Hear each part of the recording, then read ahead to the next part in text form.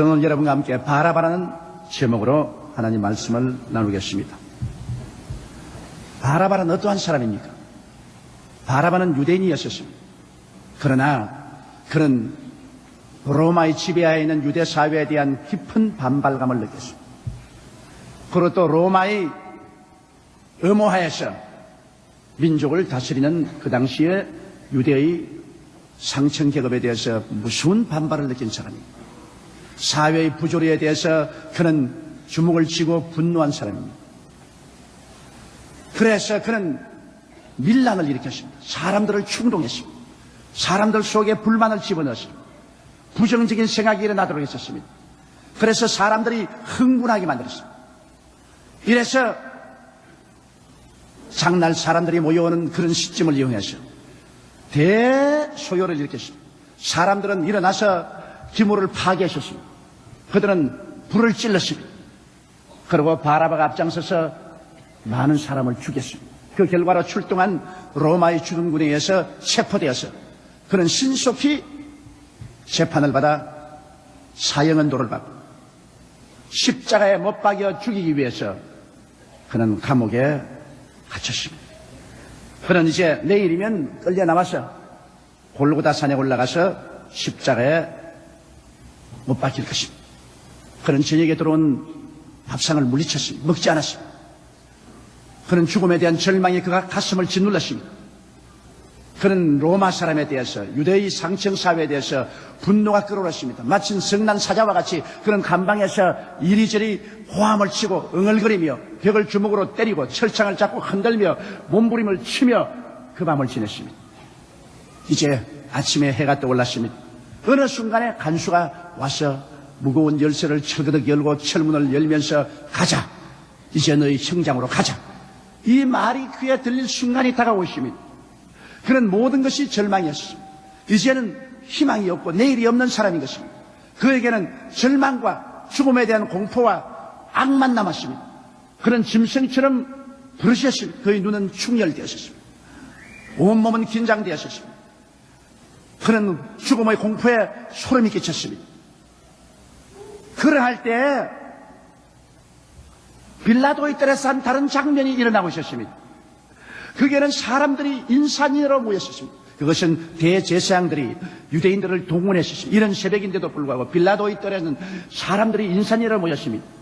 여기에 밧줄에 묶인 예수 그리스도께서 밤새도록 고통을 당하고 얻어맞고 발로 채이고 수염은 뽑히고 눈은 퉁퉁 부었습니다.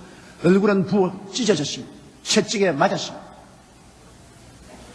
그는 아무것도 드시지 않았습니다. 지쳤습니다. 그 몸으로 끌려와서 빌라도 앞에서 신문을 받고 있었습니다. 빌라도가 예수 그리스도를 신문해 보니까 예수 그리스도께서 끌려올 이유도 없고 사형을 받아야 될 아무 이유가 없습니다. 그래서 군중들 앞에 빌라도가 나왔습니다. 여러분이요, 내가 예수를 신문해 보니까 그가 죽을 만한 아무런 죄를 지은 적이 없다.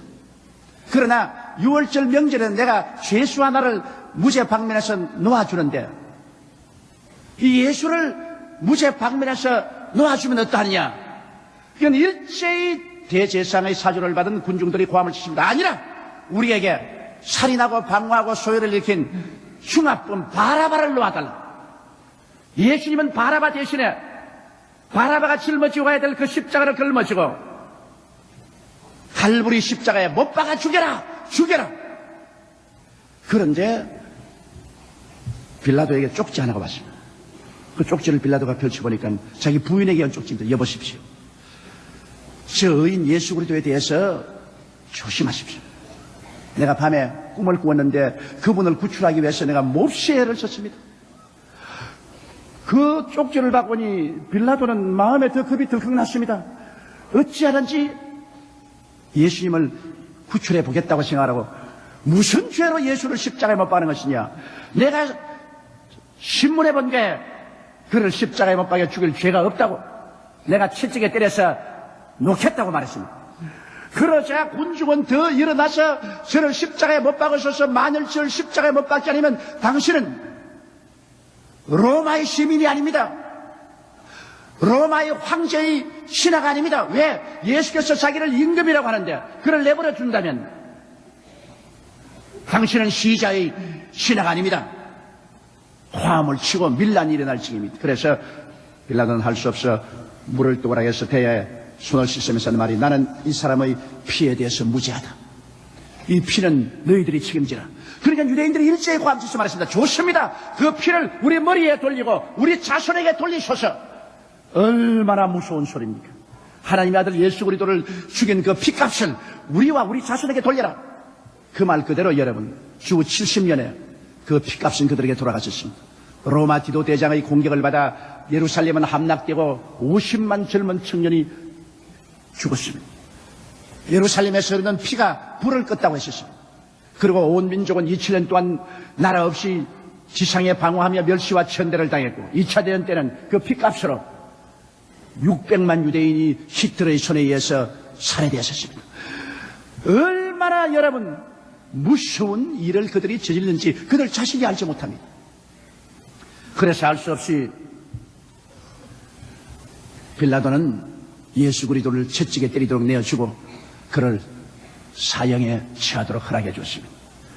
그런데 여기에 바라바가 이제는 죽음의 순간이 눈앞에 다가오고 순식간에 간수들이 와서 자기를 끌어나갈 것을 기대하고 있습니다. 아니나 다를까 간수가 걸어오는 발걸음이 들립니다. 그는 고함을 쳤습니다. 무너져라 이 나라여, 물러가라 로마인이여, 무너져라 지배 계급이여. 고함을 쳤습니다. 그런데 무표정하게 간수는 와서 그 무거운 쇠통을 촥 하고 열더니 문을 쫙 열었습니다. 바라바는 그는 감옥의 구석으로 몸을 움츠렸습니다. 나는 안 나간다. 나는 죽기 싫다. 나는 사형을 안 당할 것이다. 그러나 간수는 아무 말도 안 합니다. 의뢰의 군인들을 데리고 왔을 것인데 간수 혼자 왔습니다. 쇠문을 쫙 열어놓고 난 다음 나가. 너는 무죄 방면되었다. 웃기지 마라. 나를 꿰어서 끌고 나가서 죽이려고. 아니다. 오늘 너를 대신해서 십자가를 짊어지고 갈 사람이 생겼다. 그분은 바로 나사렛 예수다. 그가 너 대신 정죄를 받고 너가 짊어지고 갈 십자가를 짊어지고 지금 골고다 산정을 향하고 있다. 빨리 뛰어나가서 한번 보라. 너를 대신해서 너가 짊어지고 갈 십자가를 짊어지고 가는 그분이 누군지 바라보는 것이 좋을 것이다. 그리고 간수는 떠나가 버렸습니다. 너무나 기가 막힌 일입니다. 밤새도록 자기는 죽을 것을 알고 악몽을 꾸고 진땀을 흘리고 지금 순식간에 끌려나가 죽어야 될 것인데 도대체 이 어찌 일인가, 무슨 일이 생기는가, 도대체 어찌하여 자기가 무대에 방백 노연함을 받았는가. 그는 철창문을 열고 나왔습니다. 아무도 그를 잡는 사람이 없습니다. 뒤를 달려보십니다. 옆으로 살펴보십니다. 아무도 없습니다. 군인도 없습니다. 그런 자유가 되었습니다. 손을 만져보았습니다. 얼굴을 만져보았습니다. 자유입니다. 이럴 수가 있느냐. 그 길로 그는 뛰어나가 보았습니다. 그러자 수많은 군중들이 모인 곳에 그 앞에 예수님이 십자가를 지고 가는데 온몸에 소름이 쫙 끼칩니다. 자기가 짊어지고 가야 될 그 십자가를 지금 예수님이 짊어지고 왔습니다. 그는 고개를 흔들어 보았습니다. 꿈만 같습니다. 이거 어쩐 일인가. 저 십자가를 지금 내가 짊어지고 가야 될 것인데 내 십자가를 예수님이 짊어지고 가다니 이거 웬 말인가. 꿈인지 생신지 알 수가 없습니다. 그는 그 십자가 뒤를 따라갔습니다. 사람들은 외쳤습니다. 저를 십자가에 못 박아라, 못 박아라. 예수님은 그 십자가를 짊어지고 가다가 넘어지면 로마 사람들이 채찍을 때리고 채찍에 얻어맞고 그리스도는 몸부림치며 일어나서 또 그 십자가를 짊어지고 올라가는데 이 사람은 따라갔습니다. 골고다 산에 이르렀습니다. 그 사람들은 예수 그리스도를 자기 십자가 위에 눕히더니만 그 큰 대못으로 손발을 십자가에 고정하기 시작합니다. 못이 손에 찔릴 때마다 그는 몸부림을 쳤습니다. 못이 발을 찌를 때 예수님은 고함을 치고 온몸을 움츠렸습니다. 그때 바라바는 심장이 얼어붙는 것 같았습니다. 저거 바로 내가 아닌가? 내가 저 십자가에 못 박혀야 될 것 아닌가? 저 내가 아닌가? 그런데 왜 예수님이 못 박히냐? 왜 예수님이? 예수님의 온 손에 피가 철철 흐릅니다. 온 발에 피가 엉키고 핏방울이 떨어집니다. 예수님이 십자가에 달려서 세워졌습니다. 바라바는 도무지 누가 예수고 누가 바라바인지 알 수가 없습니다. 순식간에 그가 달린 그가 자기 모습으로 보이고 순식간에 또 그가 예수님으로 보였었습니다. 그는 자기 손을 쳐다봤습니다. 혹시 여기 못이 박히지 않았냐? 혹시 여기 피가 흐르고 있지 않냐? 자기는 발을 내려봤습니다. 혹시 내 발에 못이 박힌 것이 아니냐? 어찌하여 내가 달릴 저 십자가에 저분이 달렸는가? 그러나 바라바의 그의 마음속에는 그가 어릴 때 어머니의 무릎에 앉아서 듣던 하나님의 말씀이 우렁차게 기억이 났을 것입니다.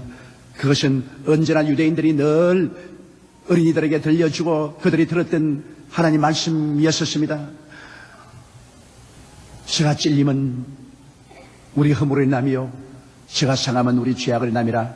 저가 징계를 받음으로 우리가 평화를 누리고 저가 채찍에 맞음으로 우리가 나음을 입었도다. 우리는 다 양같이 그런 행하여 각기 제 길로 갔거늘 야훼께서는 우리 무리의 죄악을 저에게 담당시켰도다. 아마 바라바는 그 억센 주먹으로 눈물을 닦았을 것입니다. 그의 얼굴에 가득한 구린 나루 수염에 눈물이 엉켜서 떨어졌습니다. 그는 말했습니다. 저분이 과연 구세주구나. 저분이 나를 대신해서 십자가에 못 박여 저렇게 몸짓고 피를 흘려 죽고 계시구나. 저분은 군중을 소유한 적도 없고 저분은 방화를 한 적도 없고 기물을 파괴한 적도 없고 저분은 사람을 죽인 적도 없는데 저분이 한 일은 좋은 일밖에 한 일이 없는데 내가 흉악한 강도지만은 내가 알기에도 저분은 죄인을 용서해 주었고 병든 자를 고쳐 주었고 귀신을 쫓아내 주었고 저분은 배고픈 자에게 먹여 주었고 외로운 자를 동정해 주었고 심지어 죽은 자까지 살리시고 문둥이까지 고쳐 주었는데 저분이 행한 일은 악한 일이 하나도 없는데 왜 악한 일밖에 하지 못한 나를 대신해서 저 십자가에 죽었을까? 나는 도적질하였고 사람들을 짓밟았고 나는 기물을 파괴했고 방화했고 사람들을 죽였고 협박했고 사회를 소란케 했는데 왜 나는 살아있고 저 좋은 사람은 십자가에 죽어야 하는 것입니까? 이것은 과연 성경에 기록한 하나님의 말씀이 그대로 이루어진 것이 아닌가? 그는 그것을 마음속에 깊이 생각해 보았었습니다. 오늘날 이 바라바는 도대체 누굽니까? 2000년 전에 바라바는 바로 그 사람이었지만 20세기 오늘날의 바라바는 누굽니까? 바로 이 자리에 앉는 여러분과 내가 오늘날의 바라바가 아니고 무엇입니까? 우리는 모두 죄를 짓고 결과로 사망의 감옥에 갇혀 죽음이란 집행일을 기다리고 있었습니다. 한 사람 한 사람 사망이란 죽음의 집행일이 다가올 때마다 끌려나갔고 그는 사정없이 심판을 받았고 그리고 영혼은 지옥으로 떨어지고 육체는 공동묘지에 던짐을 받았습니다. 죽음이란 집행일은 모든 사람에게 정해졌고 그날은 우리에게 다가오고 있습니다. 그럼에도 불구하고 수많은 사람들은 죽음의 집행일이 다가오는 것들 모르고 먹고 마시고 희희낙낙하고 자기의 앞날이 어떻게 처참하고 비참하게 된다는 것을 알지 못하고 사는 이런 사람들을 볼 때 얼마나 가슴이 답답하고 주님이 괴로우겠습니까? 이 모든 사람들은 죽음의 감옥에 갇혀 있습니다. 이 세상 사는 모든 사람들은 죄와 죽음의 감옥에 갇혀서 집행일을 기다리고 있습니다. 그런데 여기에 바라바에게 들려온 소식처럼 갑자기 좋은 소식이 들려왔었습니다. 그것은 우리 대신 예수님이 형을 받아서 골고다에서 십자가에 못 박여 죽었었으므로 이제 우리는 죄와 죽음의 감옥에서 해방되었다는 소식인 것입니다. 이 소식이 골고다 산정을 울리고 이 소식이 오순절 다락방을 진동하더니 이 소식이 동서남북 온 세상으로 퍼져나와서 온 세계의 사람들이 귀에 메아리쳤습니다. 너희들은 죄악과 죽음의 감옥에서 해방되었다. 형 집행일이 이제는 폐지되었다. 예수 믿고 그 절망의 감옥에서 나오라는 외침인 것입니다. 수많은 바라바는 나오지를 않습니다. 수많은 바라바는 어찌하여 이런 소식이 내게 들려올 수 있는가? 나는 이 감옥에서 안 나오겠다. 나는 죄와 사망의 감옥에 그대로 들어있겠다고 고집을 합니다. 그러나 다른 수많은 사람들은 이 소식을 듣고 그들은 죄와 사망의 감옥을 들쳐버리고 뛰어나오고 있습니다. 바로 이 자리에 앉은 여러분과 나는 이 소식을 듣고 죄와 사망의 감옥을 들쳐버리고 뛰쳐나온 사람들인 것입니다. 죄와 사망의 감옥에서 뛰쳐나온 우리들은 바라바처럼 오늘날도 이 고난절기에 예수님을 따라서 갈보리 십자가로 나아가 볼 수밖에 없습니다. 십자가를 걸머쥐고 올라가는 예수 그리스도 그 뒤에 따라가는 수많은 무리들의 행렬을 쫓아서 우리는 돌로로사의 그 길을 걸어 골고다 산정까지 따라가 보는 것이 우리의 임무라고 생각합니다. 왜? 그가 우리를 대신해서 사형을 당하러 가는 것입니다. 어찌하여 그가 우리 대신하여 우리가 죽을 자리에서 죽어주시는지 우리는 따라가 볼 수밖에 없습니다. 그러므로 오늘 이 시간에 우리는 골고다 언덕 위 십자가에 달리신 예수님 그 뒤를 따라서 골고다 산정까지 한번 나가보십시다. 그게 가시관 서시고 양손과 양발에 못이 박혀있는 그 모습을 바라보십시다. 피가 흐르다 엉켜가지고서 온 손이 퉁퉁 부은 곳에 피가 엉켜서 묵처럼 엉켜 있습니다. 그의 머리에서 흐르는 피는 그의 온 얼굴을 적시고 그 수염을 적셔서 가슴팍을 붉게 물들였습니다. 그의 발에서 피가 방울방울 떨어져 골고다 산정에 핏방울이 흥건합니다. 그러다가 피는 엉켜서 발은 퉁퉁 붓고 퉁퉁 부은 발 위에 엉킨 피는 마치 묵처럼 되었습니다. 예수님은 거기에서 몸부림을 치고 있습니다. 고통의 얼굴은 온통이 으러져 있습니다. 왜 그가 십자가에 못 박여야 되나요? 그가 십자가에 못 박일 악한 행위를 하나도 한 적이 없는데 빌라도조차 그를 놓으려고 그렇게 애를 쓴 사람이었는데 왜 유대인들은 예수를 십자가에 못 박았나요? 그것은 이미 예수 그리스도께서 십자가에 못 박이기 전에 600여 년 전에 이사야 선지를 통해서 밝히 예언된 사실인 것입니다. 그는 실로 우리의 질고를 지고 우리의 슬픔을 당하여 우리는 생각하기를 그는 하나님께 맞으며 징벌을 당한다 하노라. 그가 찔리면 우리 허물이 남이요 그가 상하면 우리 죄악을 남이라. 그가 징계를 받음으로 우리가 평화를 누리고 그가 채찍에 맞음으로 우리가 나음을 입었도다. 우린 다 양같이 그런 행하여 가게 제 길로 갔거늘 야훼께서는 우리 무리의 죄악을 저에게 담당시켰도다. 우리는 피 흘린 예수 그리스도의 모습을 바라보고 그 밑에서 이 말씀을 우리는 다시 한번 생각해 봐야 되겠습니다. 성경은 말하기를 그는 실로 우리의 질고를 지고 우리의 슬픔을 당했다고 말한 것입니다. 가짜가 아닙니다. 실로 진짜로 틀림없이 그는 우리의 질고를 지고 우리의 슬픔을 당했다 했습니다. 여러분과 내 마음의 병, 육신의 병, 예수님은 십자가에서 우리 병을 대신 짊어졌다고 말했습니다. 주님은 병을 미워했었습니다. 그렇기 때문에 회개하라 천국이 가까웠다 하시고 제일 먼저 하신 일이 귀신을 쫓아내고 병을 고쳤습니다. 12제자에게도 70인의 제자에게도 병 많은 고치라고 말했습니다. 마지막 성천할 때도 주님께서 모든 성도들에게 병을 고치라고 말했습니다. 주님은 병을 원치 않으십니다. 병들어 고생하는 것을 보기를 원치 않으십니다. 그렇기 때문에 주님은 십자가에 올라가실 때 성경은 말하기를 저는 진짜로 실로 우리의 질고를 쳤다. 그리고 우리의 슬픔을 당했다고 말했습니다. 우리가 세상에 살아가면서 마음에 당하는 수많은 슬픔이 있습니다. 울면서 어머니 태에서 떨어진 우리들이 한평생을 가슴 속에 눈물의 강물을 흘리면서 살다가 마지막 눈물을 흘리면서 떠나는 것이 인생입니다. 사람들은 슬픔에 겨워 몸부림치며 살아가고 있습니다. 성경은 말씀하기를 그는 우리의 슬픔을 대신 짊어졌다고 말했습니다. 병을 짊어진 것은 우리가 건강을 얻기 위함이고 슬픔을 짊어진 것은 우리에게 기쁨을 주기 위하신 것입니다. 이 예수 그리스도를 바라볼 때 우리의 병은 우리 몸에서 떨어져 나가고 우리의 마음속의 슬픔은 가슴에서 떨어져 나가야만 되는 것입니다.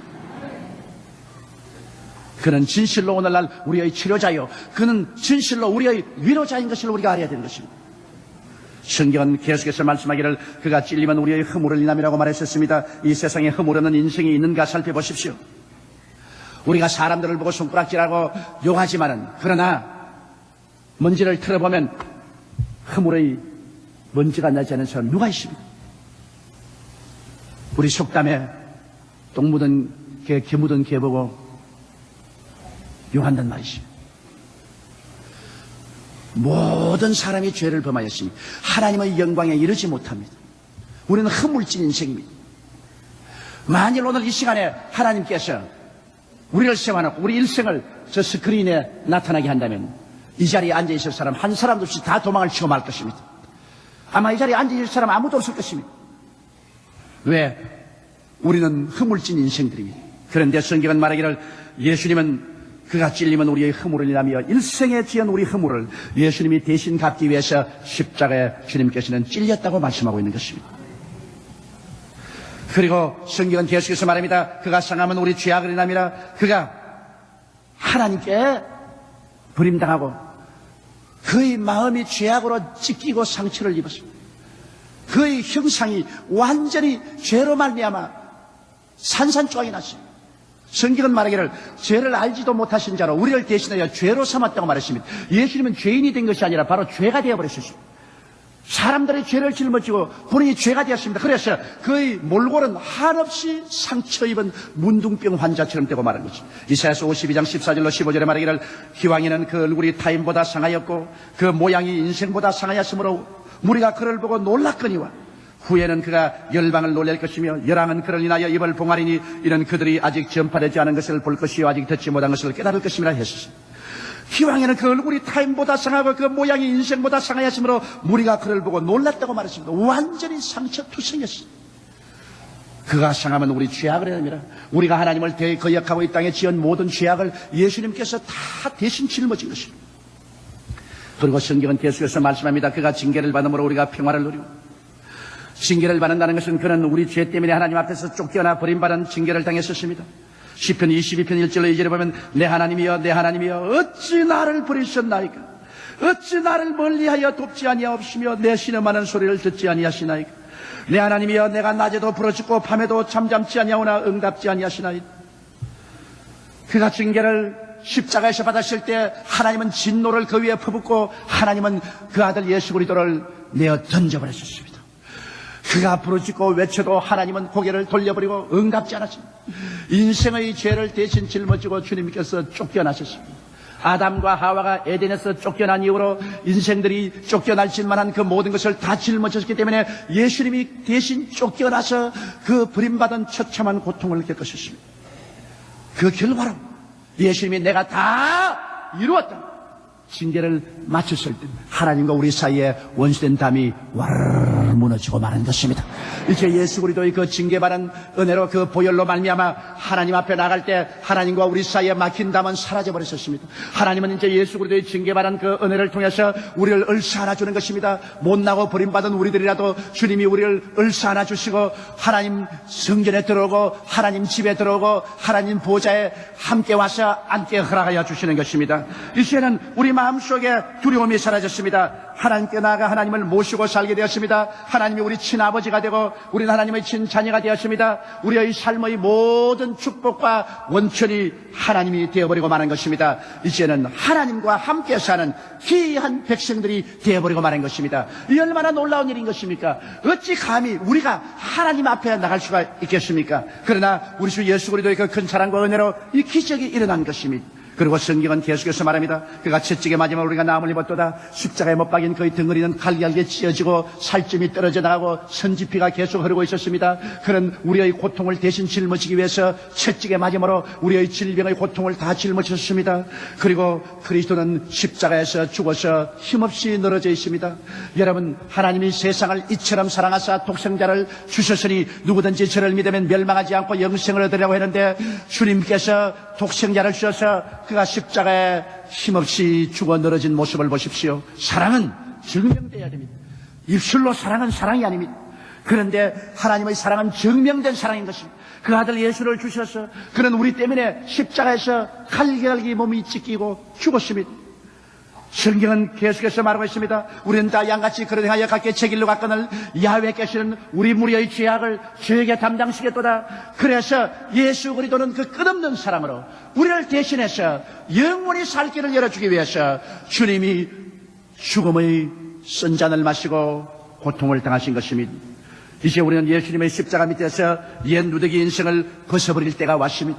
십자가 밑에서 그리스도를 바라보고 하나님의 말씀을 듣고 옛 인생을 청산할 때가 왔습니다. 누구든지 그리스도 안에 있으면 새로운 피조물이라 이전 것은 지나가시니 보라 새 것이 되었도다. 우리는 그 앞에서 죄악의 누더기 옷을 벗어버릴 때가 왔습니다. 질병의 누더기 옷을 벗어 던져버릴 때가 왔습니다. 버림받고 저주받은 누더기 옷을 던져버릴 때가 왔습니다. 십자가 앞에서 우리는 눈물을 펑펑 쏟으면서 주님이시여 날 위하여 날 대신하여 고통당하고 괴로움을 당하고 몸짓고 죽으신 예수 그리스도의 그 공로를 나는 받아들입니다. 외쳐야 될 것입니다. 그리스도께서 우리를 자유케 하려고 자유를 주셨은즉 그러므로 믿음의 구석에 서서 다시는 종의 멍에를 매지 말라고 성경은 말하고 있는 것입니다. 우리는 주님의 십자가에서 비워주시는 새 옷을 입고 살아야 합니다. 용서받은 의의 옷을 받아 입어야 되는 것입니다. 성령님을 인하여 부어주신 하나님의 사랑이 흠뻑 젖은 옷, 거룩한 옷을 받아 입어야 됩니다. 우리는 치료의 옷을 받아 입어야만 합니다. 건강의 옷을 받아 입어야만 합니다. 평화의 옷을 받아 입어야만 합니다. 축복의 옷을 받아 입어야만 하는 것입니다. 영생 천국의 옷을 우리는 갈아입고 이제는 한 사람 한 사람 버림받은 흉악한 죄인 바라바가 아닌 왕같은 제사장이요 그 나라의 백성으로서 하나님을 찬미하고 이 땅에서 그리스도를 섬기고 다가올 새하늘과 새 땅과 새 예루살렘을 바라보고 열심히 전도하며 열심히 봉사하며 열심히 감사하며 열심히 찬송하며 그리스도의 은혜에 보답하는 삶을 사는 여러분 되시기를 주의 이름으로 축원합니다. 우리 다 같이 고개 숙여 기도드리겠습니다. 전능하시고 거룩하신 아버지,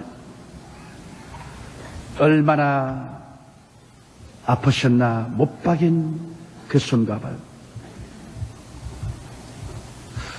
날 위하여 십자가에서 그 몸에 물 한 방울 피 한 방울 남지 않고 다 쏟으신 하나님의 아들 예수님, 하나님 아버지여, 그 십자가 밑에 우리는 오늘 이 시간 바라바 같은 죄인들이 변화받아 새 사람 됨을 너무나 감사합니다. 아버지 하나님, 무슨 말을 할 것입니까? 아무 말도 할 수가 없습니다.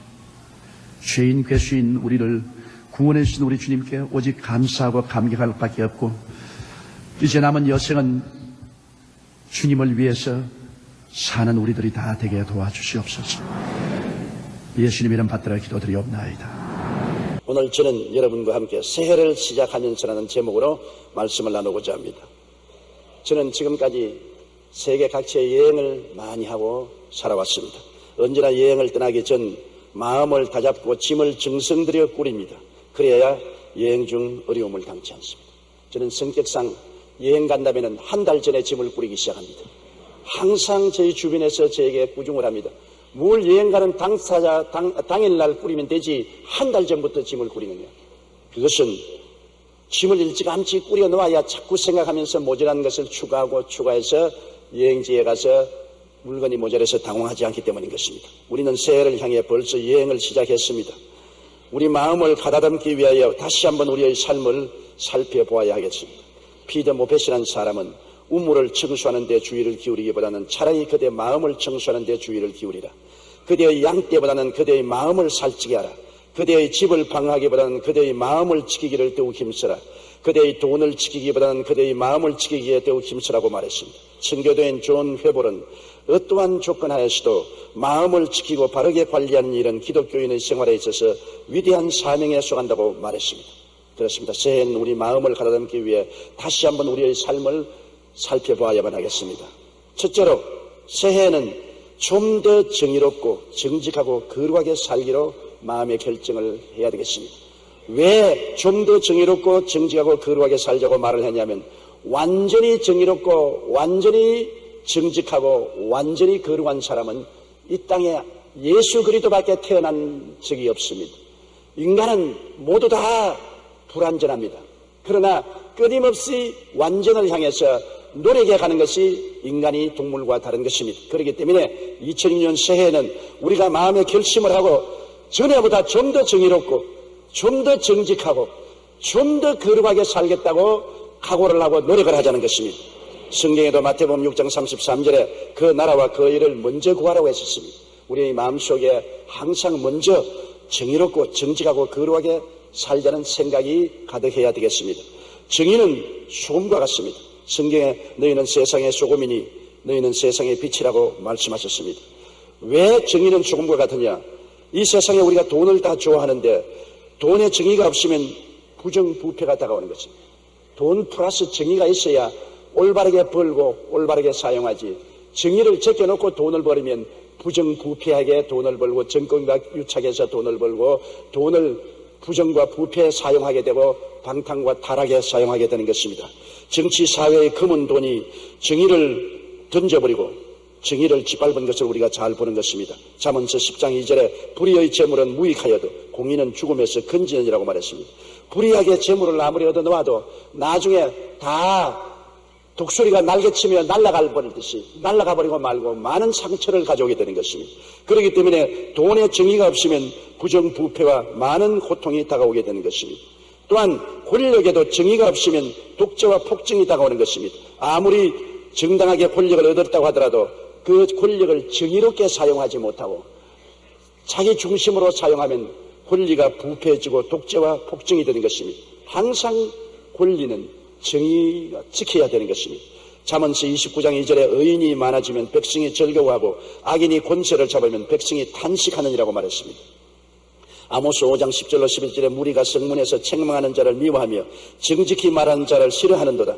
너희가 힘없는 자를 밟고 그에서 미래의 부당한 세를 거두었은즉 너희가 비록 다듬은 돌로 집을 건축하였으나 거기에 거주하지 못할 것이라고 말했습니다. 아무리 권력을 가지고 아름다운 집을 짓고 화찬란하게 살려고 한다 할지라도 정의가 없는 권력은 독재와 폭정이 되고 결국 하나님은 그들을 추방해낼 것이라고 말씀을 하고 있는 것입니다. 1942년 세계 2차 대전 중 독일의 히틀러는 추운 겨울에도 불구하고 30만 명의 독일군에게 소련 모스크바를 점령하라고 명령을 내렸었습니다. 참모들이 불가능하다고 아무리 말려도 막무가내인 것입니다. 그는 자신의 명령을 절대 취소할 수 없다고 고집부렸습니다. 그의 권력에 정의가 없습니다. 독재와 폭력이 있습니다. 어쩔 수 없이 독일군은 넉넉하지 못한 식량과 매서운 추위 속에서 제대로 쓰지 못하는 무기를 가지고 진격을 감행했습니다. 결국 독일군은 소련군에게 패배하고 20만 명이 전사하고 9만 명이 포로가 되는 치명적인 패배를 당하고 말았습니다. 살아 돌아온 병사는 겨우 6천 명에 불과했습니다. 히틀러 한 사람의 불의한 욕망과 고집으로 말미암아 수많은 인명이 희생된 것입니다. 권력에 정의가 빠지면 독재와 폭정이 되고 마는 것입니다. 이 사실을 우리는 북한을 살펴서 잘 알고 있는 것입니다. 김정일의 권력은 정의를 잃어버린 권력입니다. 독재와 폭력이 가득 찬 권력인 것입니다. 우리는 이것을 보고 깊이 깨달아야 되는 것입니다. 자유민주주의라는 것은 국민들이 권력을 감시하는 것이 자유민주주의인 것입니다. 언제나 국민들이 권력이 정의롭게 행해지는지 안 행해지는지를 감시해야 되는 것입니다. 그래서 권력이 정의를 잃어버리고 폭정이 되고 독재가 되지 않도록 우리가 항상 지켜보아야만 하는 것입니다. 사회생활에 정의가 없으면 폭력사회가 되는 것입니다. 자기의 주의 주장을 폭력 시위로 표시하는 것은 범죄인 것입니다. 우리 사회 우리가 종종 보는 것은 자기의 주장과 주의를 관철하기 위해서 쇠파이프를 들고 몽둥이를 들고 휘두르는 장면을 많이 봅니다. 이것이 무슨 자기 주의와 주장을 하는 것입니까? 사회생활에 정의가 없으면 폭력사회가 됩니다. 쇠파이프는 쇠파이프를 만나게 되고 주먹은 주먹을 만나게 되는 것입니다. 오늘날 사회에 정의가 서야 폭력이 사라지는 것입니다. 어떠한 이권단체의 주장만 가지고 나가서 폭력을 휘두른다면 이 사회는 무정무주의가 되고 말 것인 것입니다. 오늘날 우리가 크게 회개해야 될 것은 우리 사회생활에 정의가 사라져가고 사회가 집단 이기주의와 폭력사회로 변화되고 있다는 것을 보고 탄식하지 아니할 수 없습니다. 아모스 5장 7절에 정의를 쓴 쑥으로 바꾸며 공의를 땅에 던지는 자들아 너희의 허물이 많고 죄악이 무거움을 내가 아노라. 너희는 의인을 학대하며 뇌물을 받고 성문에서 가난한 자를 억울하게 하는 자로다. 그리고 하나님께서 탄식하셨습니다. 아모스 5장 24절에 오직 정의를 물같이 공의를 마르지 않은 강같이 흐르게 할지라도 말씀하고 있는 것입니다. 철학자 아리스토텔레스는 정의는 사회의 질서라고 말했었습니다. 정의가 있는 곳에는 질서와 평화, 발전과 번영이 있다는 것입니다. D.D. 필드는 정의는 모든 것이 위에 있다. 성공도 좋고 부도 좋고 명예도 좋지만 정의는 그들 모두를 능가한다라고 말한 것입니다. 어떤 힘이나 권력도 정의를 넘어설 수는 없다는 말입니다. 그래서 영국 속담은 하늘이 무너져도 정의를 지키라 하였으며, 신성 로마 황제인 베르란디 1세도 역시 세계가 소멸할지라도 정의를 이루라고 강조한 것입니다. 정의는 소금과 같아서 정의가 없으면 부정부패와 독재, 폭력 사회가 되는 것입니다. 그렇기 때문에 항상 우리는 더 내 자신으로부터 정의로워지려고 노력하고 애를 쓰는 삶을 살아야 되는 것입니다. 가정에 정의가 없으면 불행이 다가오는 것입니다. 부부가 남남끼리 모여서 자식 놓고 사는데 정의를 던져버리고 정의를 없애고 폭력과 완력으로 나가면 그 가정은 무너지는 것입니다. 잠언서 13장 23절에 불의로 말미암아 가산을 탕진한 자가 있다고 말하는 것입니다. 불의가 들어오면 가산을 탕진하고 술 먹고 방탕하고 오락으로 모든 것을 다 날려버리고 마는 것입니다.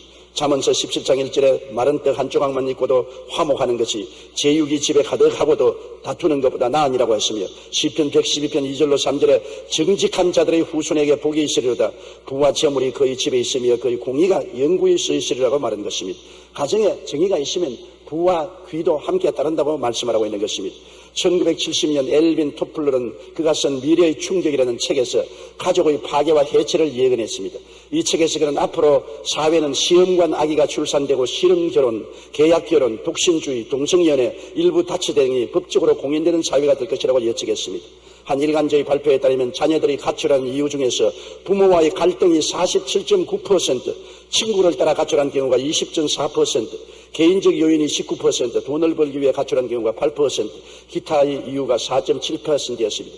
청소년이 가출의 절반이 부모와의 갈등 속에서 가정의 정의가 무너져서 일어난 것입니다.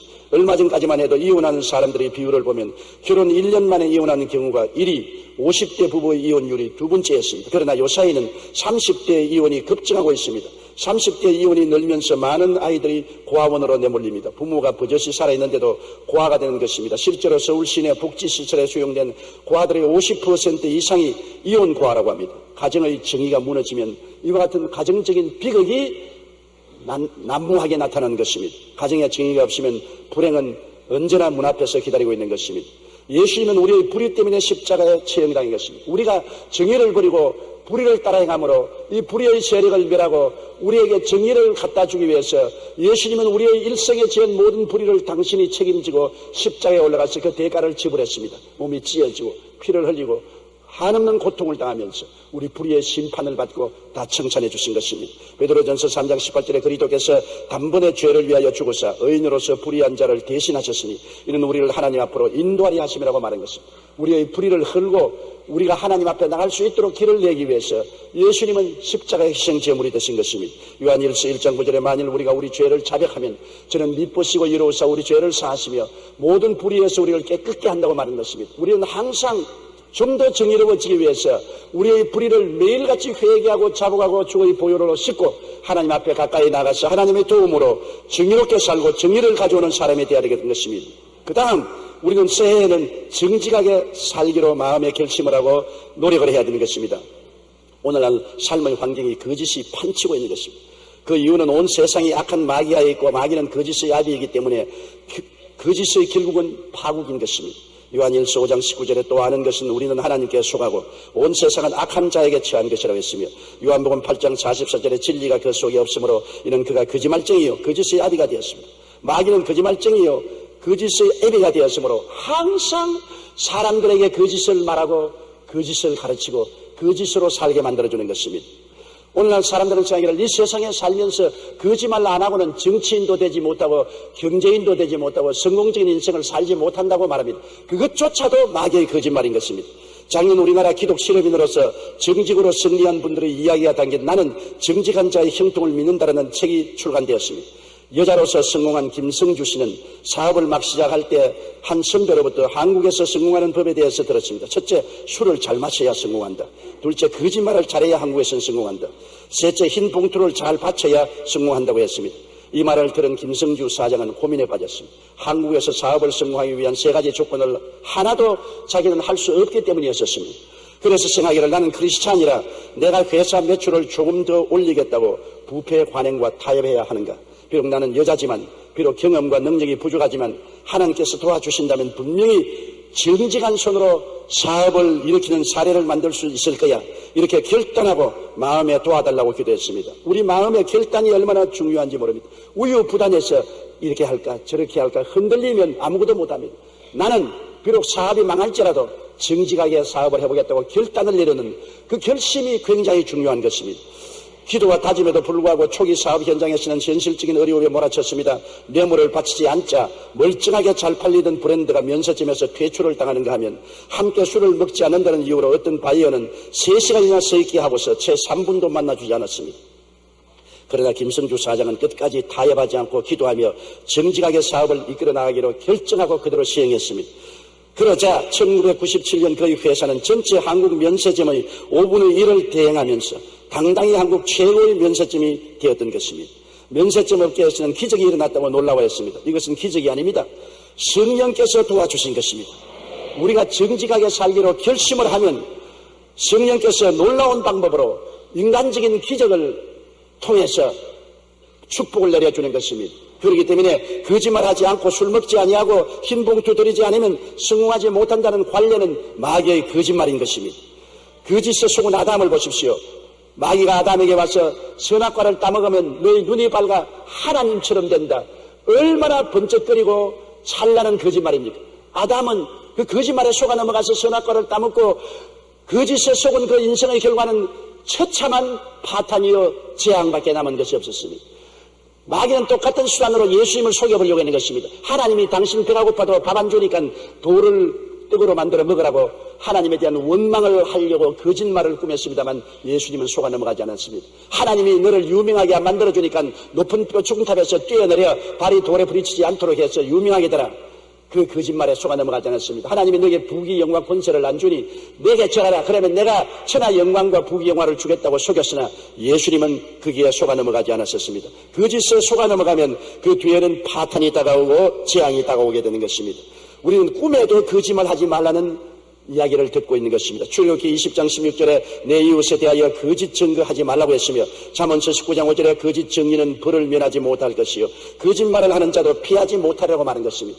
거짓은 처음은 달콤하고 좋은 것 같으나 훗날에 큰 형벌이 다가온다는 것입니다. 전도서 3장 16절에 재판하는 곳 거기에도 악이 있고 정의를 행하는 곳 거기에도 악이 있다고 탄식을 했습니다. 어느 법정 소송 사건에서 가장 중요한 증인으로 퇴직된 12살의 소년이 있었습니다. 큰 돈을 받고 잘못을 저지른 사람 편에서 변호사는 철저하게 반대 신문을 펼쳤지만 소년의 증언에서 잘못을 찾을 수가 없었습니다. 마지막 신문기간이 되자 변호사는 엄숙하게 물었습니다. 얘야, 너희 아버지가 법원에서 증언할 때 어떻게 하라고 너에게 부탁하더냐? 이 말에 소년은 아버지가 내게 부탁한 말씀이 있습니다. 그러니까 상대편 변호사가 귀가 번쩍해서 그래 아버지가 어떻게 하라고 말하더니 그때 소년은 담담한 표정으로 이렇게 말했습니다. 아버지는 제게 변호사님이 저를 혼란에 빠뜨리기 위해 이것저것 물어볼 것이라고 하셨어요. 하지만 제가 정직하게 사실만을 말한다면 언제나 똑같은 것을 말할 수 있을 것이라고 말하고 어떠한 유능한 변호사도 너를 올무에 넣지 못할 것이라고 말합니다. 맞았습니다. 도산 안창호 선생은 농담으로라도 거짓말을 말하라. 꿈에서라도 성실을 잃었거든 통회하라고 가르쳤습니다. 결국 정직이 승리하기 때문인 것입니다. 정직한 사람만이 거짓이 판치는 세상에서 하나님과 동행하며 승리할 수 있는 것입니다. 거짓은 일시적으로 형통한 것 같으나 뒤는 아담이 체험한 것처럼 낭패와 실망을 당하고 쓰디쓴 재앙이 다가오게 되는 것입니다. 거짓은 남을 속일 뿐 아니라 자기를 속이는 것입니다. 자기 양심을 속입니다. 그러므로 서로의 신뢰를 잃을 뿐 아니라 자기도 자기를 믿을 수 없는 인격적인 파탄을 가져오고 분열을 가져오는 것입니다. 잠언서 12장 22절에 거짓 입술은 야훼께 미움을 받아도 진실하게 행하는 자는 그의 기뻐하심을 받느니라고 말했습니다. 갈라디아서 6장 7절에 스스로 속이지 말라. 하나님은 없인 여김을 받지 아니하시나니 사람이 무엇으로 심든지 그대로 거두리라. 거짓으로 심으면 파탄으로 거둡니다. 참으로 심으면 칭찬과 축복으로 거두게 되는 것입니다. 현실에 거짓이 달콤해 보여도 나중에는 쓰디쓴 열매를 맺는다는 것을 성경은 우리에게 말해주고 있는 것입니다. 일사 후퇴 때 은행에서 돈을 대출받았던 한 기업인이 피난을 가기 전에 은행을 찾아가 돈을 갚으려고 했습니다. 참고직원은 이 난리통에 어떻게 될지 모르는데 돈을 몰라고 갚아요. 돈 가지고 피난 갔어요. 그러나 그는 아니야. 내가 기어코 돈은 갚고 피난을 가야지. 빚을 빼먹고 피난 갈 수 없다고 고집을 해서 돈을 다 갚았습니다. 그 후에 그는 제주도에서 군 부대에 생선을 납품하는 원양 사업을 시작하게 되었습니다. 그러나 수중에 돈도 담보도 전혀 없었기 때문에 사업자금 융자를 신청하기 위해 은행을 찾아갔습니다. 그런데 그 은행장이 누구냐면 바로 1.4 우태 때 창구에서 돈을 갚지 말고 그냥 갔어요. 전쟁통에 무슨 돈을 갚아요 하는 그 사람에게 억지로 돈을 갚은 바로 그 당사자였습니다. 그분이 반성을 하고 당기면서 당신 같은 사람에게는 담보도 보증인도 소용없어요. 그대로 공짜로 돈을 주어도 괜찮아요 하고 2억을 담보해 주었어. 그 돈으로 원양 사업을 해서 크게 돈을 벌였습니다. 그분이 바로 사랑의 빚진 자라는 책을 지은 한국유리 회장 최태섭 장로의 이야기인 것입니다. 누가 보든 말든 정직하게 사니까 하나님께서 더 좋은 것으로 갚아주신 것입니다. 정직은 더디가는 것 같이 보이나 가장 빠른 성공의 지름길인 것입니다. 영국 격언에 하루 행복하기를 원하면 이발소에 가라. 일주일만 행복해지기를 원하면 결혼을 하라. 한 달 정도 행복해지기 원하면 말을 사라. 1년쯤 행복해지기를 원하면 집을 사라. 그러나 평생에 행복하게 되기를 원한다면 정직한 인간이 되라고 말했었습니다. 우리는 이 세상에 살면서 정직하려고 노력하고 애를 써도 안 될 때가 많습니다. 그러나 진리의 영 성령이 오시면 우리를 도와주시는 것입니다. 성령은 거짓의 영이 아니고 진리의 영입니다. 마귀는 거짓의 영이지만 성령은 진리의 영이라 우리에게 보혜사가 되어 오셔서 진리를 믿고 진실을 말하고 진실하게 살 수 있도록 성령이 도와주십니다. 그렇기 때문에 항상 우리는 위기에 처할 때 보혜사 성령이여 참말을 하도록 도와주시옵소서. 진실하게 살도록 도와주시옵소서. 성령의 도우심을 우리가 간절히 구해야 되는 것입니다. 요한복음 16장 13절에 진리의 성령이 오시면 그가 너희를 모든 진리 가운데로 인도하시리라고 말씀했었으며 에베소 4장 25절에 그런즉 거짓을 버리고 각각 것 이유와 더불어 참된 것을 말하라고 말씀하고 있는 것입니다. 그 다음 우리는 새해 거룩하게 살려고 노력을 해야 되겠습니다. 새 속의 홍수 속에 우리는 빠져서 살고 있습니다. 오늘날 어디를 봐도 하나님은 없습니다. 예수님을 섬기는 곳이 없습니다. 세상은 온전히 육신의 정욕, 안목의 정욕, 이 세상을 따라서 탐욕으로 넘칠거리는 홍수 속에 살고 있는 것입니다. 이 속에서 거룩하게 산다는 것은 세상과 간격을 두고 하나님과 더불어 사는 것이 거룩하게 사는 것입니다. 이 우주 가운데 거룩하신 분은 하나님 한 분밖에 계시지 않습니다. 우리 스스로 노력해서 거룩하게 되지 않습니다. 하나님과 더불어 살면 거룩해지는 것입니다. 이 홍수 속에 빠져 후적이는 세상에서 우리는 하나님과 더불어 살면 어떤 곳에 가서도 거룩하게 살 수가 있는 것입니다. 요한일서 2장 15절로 16절에 이 세상이나 세상에 있는 것들을 사랑하지 말라. 누구든지 세상을 사랑하면 아버지의 사랑이 그 안에 있지 아니하니 이는 세상에 있는 모든 것이 육신의 정욕과 안목의 정욕과 이생의 자랑이니 다 아버지께로서 온 것이 아니요 세상으로부터 온 것이니라. 그러므로 세상을 사랑하지 말고 아버지를 사랑하고 아버지를 중심으로 사는 생활이 거룩한 생활인 것입니다. 우리는 세속적인 생활에 물들여 빠지지 말고 거룩하게 살아야 됩니다. 배가 물 위에 떠있지 물이 배 안에 들어오면 배는 침몰하고 마는 것입니다. 세상에 살아도 세상이 우리 안에 들어오면 안 되는 것입니다. 세상의 탐심과 우상 숭배가 우리 속에 들어왔지는 안 되는 것입니다. 세상에 살지 않으면 세상을 떠나야 되는데 그럴 수는 없지 않습니까? 이 세속이 꽉 들어찬 세상에 살면서도 우리 속에 세상이 들어오면 안 됩니다. 우리 속에는 하나님 아버지와 예수님과 성령 삼위일체 하나님이 굳게 중심을 붙잡고 있어야 되는 것입니다. 그래야 우리가 거룩한 생각, 거룩한 말, 거룩한 행동으로 살아갈 수가 있는 것입니다. 골로새 3장 5절에 그러므로 땅에 있는 지체를 죽이라. 곧 음란과 부정과 사욕과 악한 정욕과 탐심이니 탐심은 우상숭배라고 말하는 것입니다. 고린도전서 6장 19절에 너희 몸은 너희가 하나님께로부터 받은 바 너희 가운데 계신 성령의 전인 줄 알지 못하냐고 말하는 것입니다. 요즘에 많은 사람들이 알코올 중독으로 고생합니다. 알코올 중독에서 벗어나기 위해서는 단호한 결단이 필요합니다. 상담가들도 그들에게 음주량을 줄이거나 저녁에만 조금씩 마시라고 조언하지 않습니다. 알코올 중독자가 끊기 위해서는 단호하게 끊으라고 말합니다. 왜 그렇습니까? 조금이라도 술을 입에 대면 절대로 끊을 수가 없습니다. 담배 끊는 사람도 그렇습니다. 한 갑을 피우던 사람 보고 이제 반으로 줄이세요. 이제 하루에 2갑만 피세요. 절대로 그것이 도움이 되지 않습니다. 왜냐하면 한번 피웠다면 연속적으로 끌려가는 것입니다. 단호하게 끊어야 되는 것입니다. 여러분 우리 신앙생활도 마찬가지인 것입니다. 우리 신앙생활이 우유부단하면 마귀가 언제나 우리를 붙잡고 놓지 않습니다. 단호해야 되는 것입니다. 병장자도 병자 위에서 기도를 받고 난 다음에 나는 오늘부터 예수 이름으로 병에서 완전히 고침받았다. 병하고 관계를 끊는다. 단호하게 마음에 끊어버려야지. 또 증상이 들어오면 아이고 아직 아프는구나. 아직 안 나았구나. 아직 마귀가 나를 지배하고 있구나. 그렇게 자꾸 인정하면 그 사람 병 낫지 않습니다. 단호하게 끊어버려야 돼요. 내가 성수 주일하겠다. 어떠한 일이 있어도 단호하게 교회 주일날 나가겠다고 결심을 하면은 친구들이 등산 가자, 놀러 가자, 유혹을 해도 그를 뿌리칠 수 있지만은 적당하게 상황을 봐서 놀러 가기도 하고 교회도 가겠다고 마음을 먹고 있으면 그 사람은 언제나 타협하게 되는 것입니다. 우리 신앙에는 단호한 결단이 필요한 것입니다. 아담과 하와가 우유부단하게 늘 선악과 밑에 쳐다보고 마귀의 말을 들었기 때문에 타락한 것입니다. 예수님은 한 말씀으로 단호하게 마귀의 청구를 거부해버리고 말한 것입니다. 우리의 신앙에는 매몰찬 점이 있어야 되는 것입니다. 칼날같이 단호하게 끊을 것은 끊을 수 있어야 신앙생활이 성공할 수 있는 것입니다. 세상과 타협하는 신앙은 절대로 세상으로부터 자유할 수가 없습니다. 거룩한 삶은 세상과 분명하게 구별된 삶이 되어야 되는 것입니다. 성령이 죄와 사망의 법에서 우리를 해방시킨 것을 알고 있습니다. 성령은 세속에 사는 우리들에게 세속을 이길 수 있고 죄와 사망을 이길 수 있도록 힘을 주시기 위해서 우리와 함께 거하시는 것입니다. 로마서 8장 2절에 이는 그리스도 예수 안에 있는 생명의 성령의 법이 죄와 사망의 법에서 너를 해방하였습니다. 로마서 6장 22절에 이제 너희가 죄로부터 해방되고 하나님께 종이 되어 거룩함에 이르는 열매를 맺었으니 그 마지막은 영생이라고 말하는 것입니다. 성령도 우리의 자금을 도우신다는 것을 잊지 마십시오.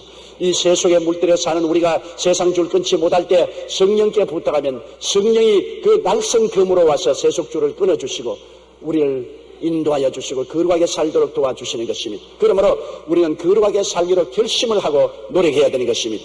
둘째로 우리 2006년에는 이웃을 섬기는 삶을 살아야 되겠습니다.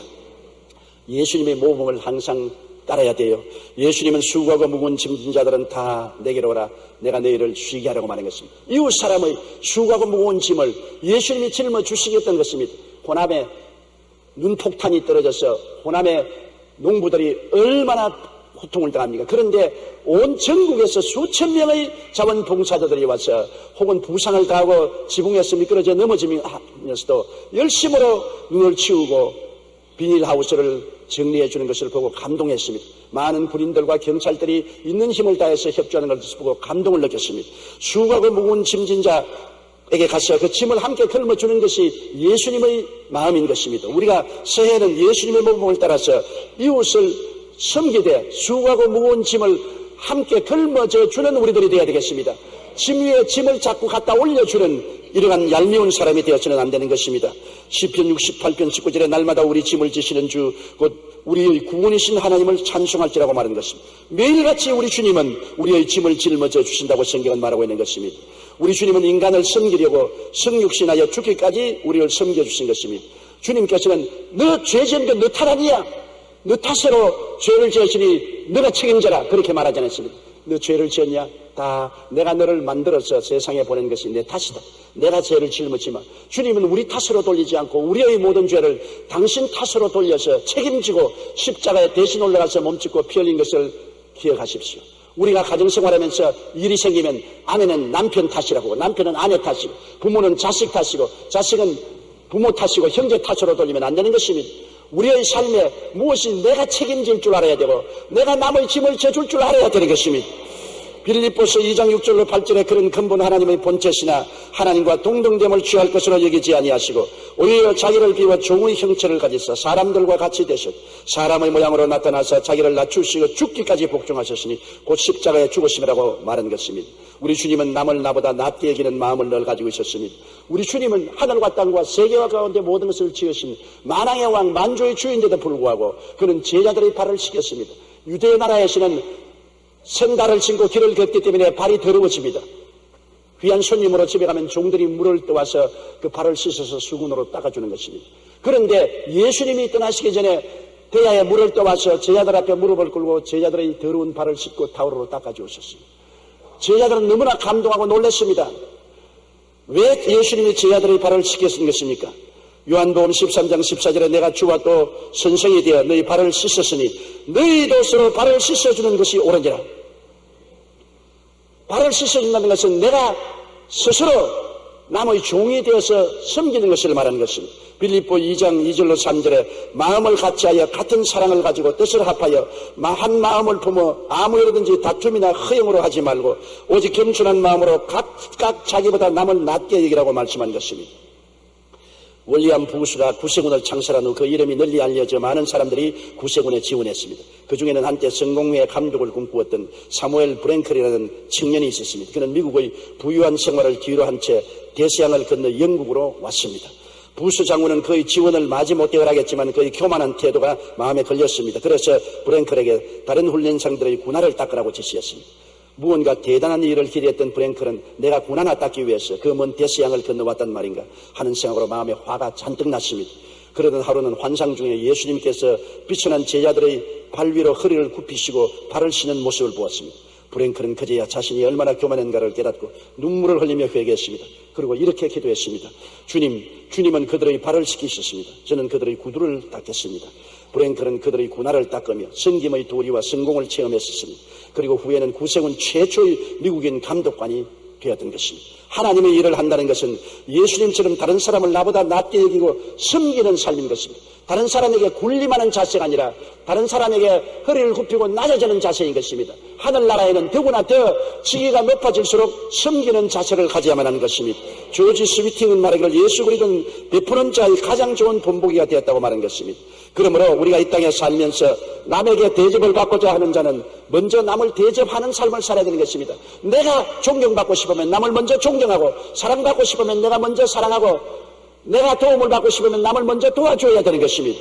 마태복음 7장 12절에 그러므로 무엇이든지 남에게 대접을 받고자 하는 대로 너희도 남을 대접하라. 이것이 율법이요 선지자라고 말한 것입니다. 갈라디아서 5장 14절에 온 율법은 내 이웃 사랑하기를 내 자신같이 하라 하신 한 말씀에 이루어졌다고 말하고 있는 것입니다.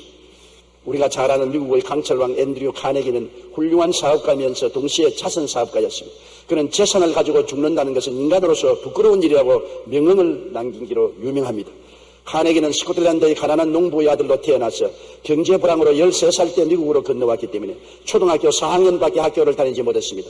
그러나 그는 최선을 다해 돈을 벌고 사회에서 번 돈을 사회에 환원해야 된다는 생각으로 살아갔습니다.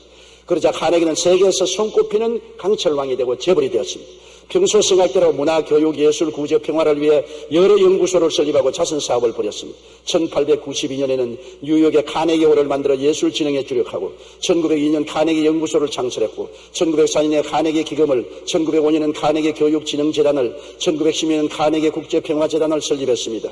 이뿐 아닙니다. 그는 각 지방의 교회에 약 7,000대의 파이프 오르간을 기증하고 2,800곳 이상의 도서관에 자금을 제공했습니다. 앤드류 카네기 한 사람이 일생 동안 사회에 기증한 돈만 지금의 화폐 가치로 몇 조 원이 넘습니다. 다른 이들을 위해 꾸준히 나누어 주니까 하나님께서 자꾸 채워주셔서 엄청난 업적을 남기게 한 것입니다. 다른 사람의 필요를 채워주면 하나님께서 그를 더욱더 큰 도구로 사용하십니다. 사랑은 하나님의 능력을 체험하는 통로가 되기 때문인 것입니다.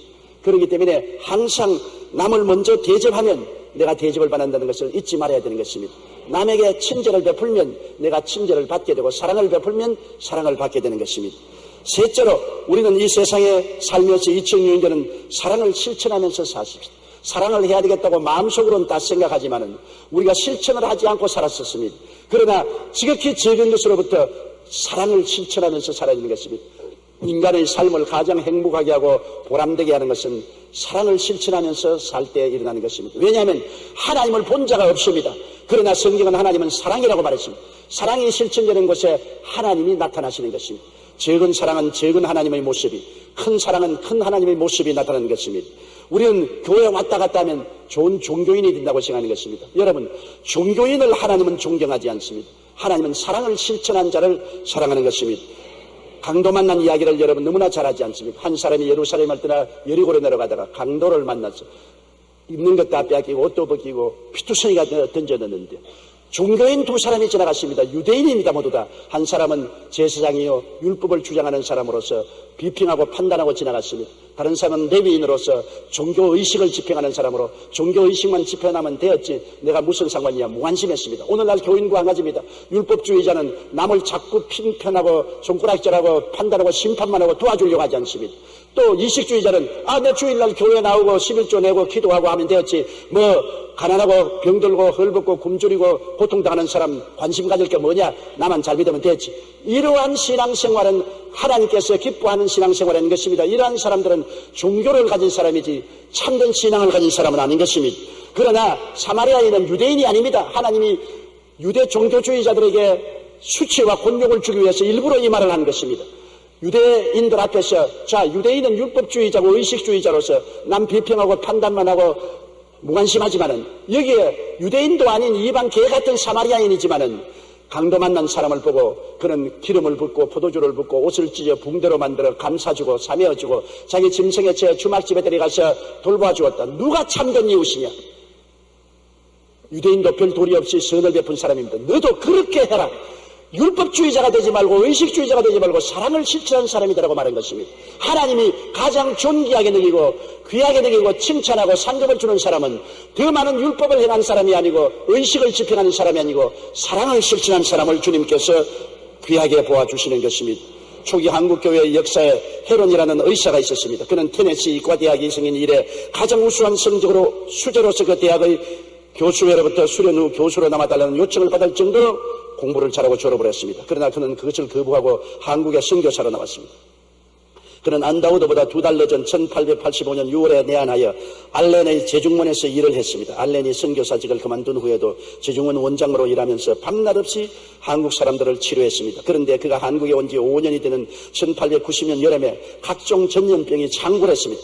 다른 선교사들은 남한산성의 휴양지에서 피해서 쉬고 있었지만 헤론은 폭염 속에서도 서울까지 먼 거리를 드나들며 환자들을 치료했습니다. 그러다가 더위와 과로에 지쳐 이질에 걸려 3주간 앓다가 7월 16일 이역 말린 낯선 땅에서 젊은 아내와 2 딸을 남겨준 채 세상을 떠나고 말았습니다. 예수를 모르는 조선에 대한 사랑 때문에 교수요 저명한 이사로서의 길을 버리고 낯선 땅에 와서 생명을 걸고 병들어 죽어가는 조선인들을 섬겨왔습니다. 그렇기 때문에 그런 분들 때문에 오늘 기독교가 한국에 뿌리를 내릴 수가 있은 것입니다. 오늘날 복음이 한국 사회에 창일하게 될 수 있는 것이 그들의 사랑의 헌신 때문에 이루어진 것입니다. 100마디 말보다도 하나의 사랑의 행동이 더 많은 영광을 나타내는 것입니다. 예속담에 한 마리의 썰개보다 한 방울의 꿀이 더 많은 파리를 잡는다고 말하는 것입니다. 아무리 거창한 율법 행위와 의식을 집행한다 해도 사랑의 조그마한 행위에 비교할 수가 없는 것입니다. 그러므로 2006년은 우리는 우리 가정에서 우리 바로 이웃에서 사랑을 실천하는 우리들이 되어야 되겠습니다. 사랑은 허물을 사하고 정죄하고 심판하지 않습니다. 주님은 내가 자비를 원하고 제사를 원치 않는다고 말하는 것입니다. 제사라는 것은 율법의 심판으로 짐승을 잡아 죽이는 것을 말하는 것입니다. 심판하고 죽이는 것을 원하지 않고 용서해주는 자비를 원한다고 주님은 말한 것입니다.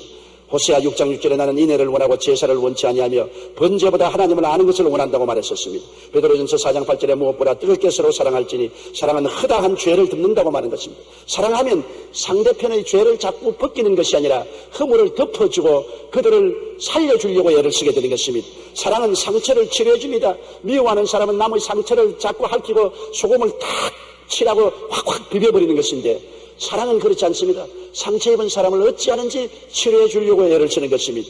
로마서 15장 2절에 우리 각 사람이 이웃을 기쁘게 하되 선을 이루고 덕을 세우도록 하라고 말씀하셨으며 데살로니가 전서 5장 14절에 마음이 약한 자들을 격려하고 힘없는 자들을 붙들어주며 모든 사람에게 오래 참으라고 말하셨습니다.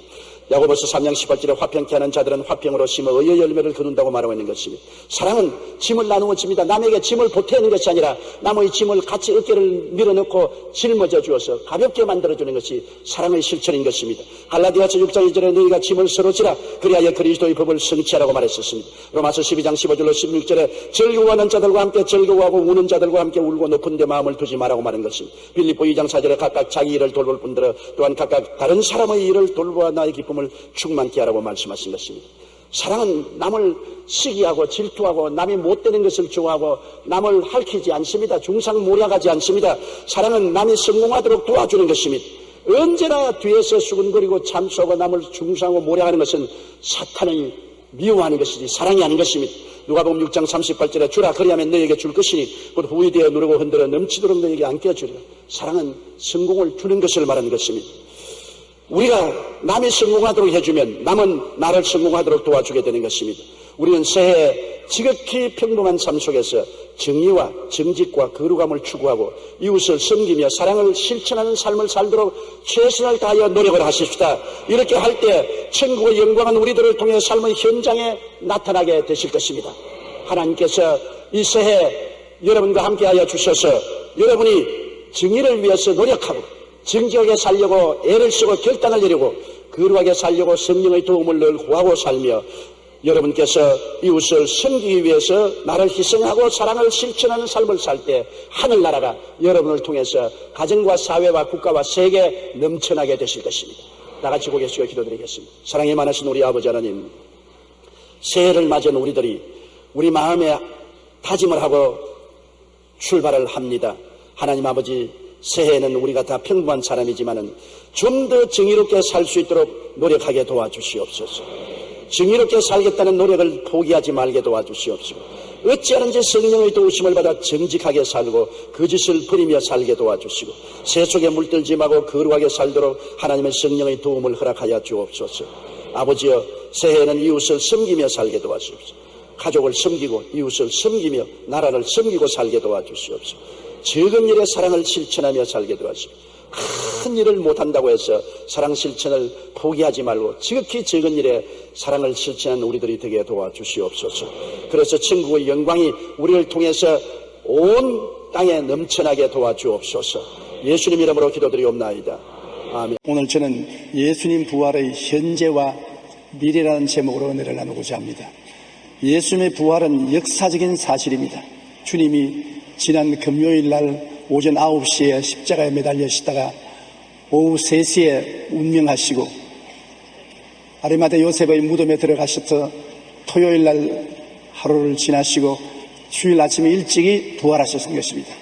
예수님이 무덤에 들어가셨을 때 유대인들은 그리스도가 죽은 지 사흘 만에 부활하시겠다는 말씀을 수차 했기 때문에 제자들이 틀림없이 와서 예수님의 시체를 훔치고 난 다음에 부활했다고 거짓 선전을 할 것이라고 생각하고 빌라도에게 부탁을 해서 강력히 무장한 로마 군인들이 무덤을 단단히 봉함하고 지키고 있었습니다. 어떠한 제자들도 와서 그들과 싸워 이겨서 예수님의 시체를 훔쳐갈 수 없는 그런 상황이었습니다. 그런데도 불구하고 주일 이른 아침에 여자 제자들이 예수님의 몸에 향유를 바르기 위해서 갈보리산 언덕 근처에 있는 예수님의 무덤을 찾아가니까 큰 지진이 나더니만 하늘에서 빛이 비추이고 산이 진동을 하더니 로마 군인들이 죽은 사람같이 얼굴이 하얗게 되어 벌벌 기어서 도망을 치고 돌문은 옮겨지고 천사들이 돌 위에 앉아 있었습니다. 제자들 놀래서 벌벌 떠니까 천사는 말이 너희들이 산자를 죽은 자 가운데서 찾는구나. 예수님은 무덤에 계시지 않고 부활하셨다. 빨리 가서 제자들에게 알려라고 말했었습니다. 그래서 제1단의 제자들은 다른 제자들을 찾아가고 막달라 마리아는 베드로와 요한이 있는 숙소를 향해서 뛰어가서 알렸습니다.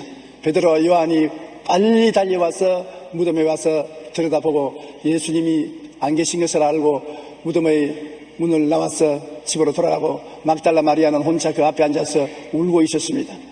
그때 예수님께서 막달라 마리아에게 나타나서 마리아여 하는 바람에 마리아는 예수님 줄 깨닫고 라움니여 하고서 주님을 영접하고 경배하셨습니다.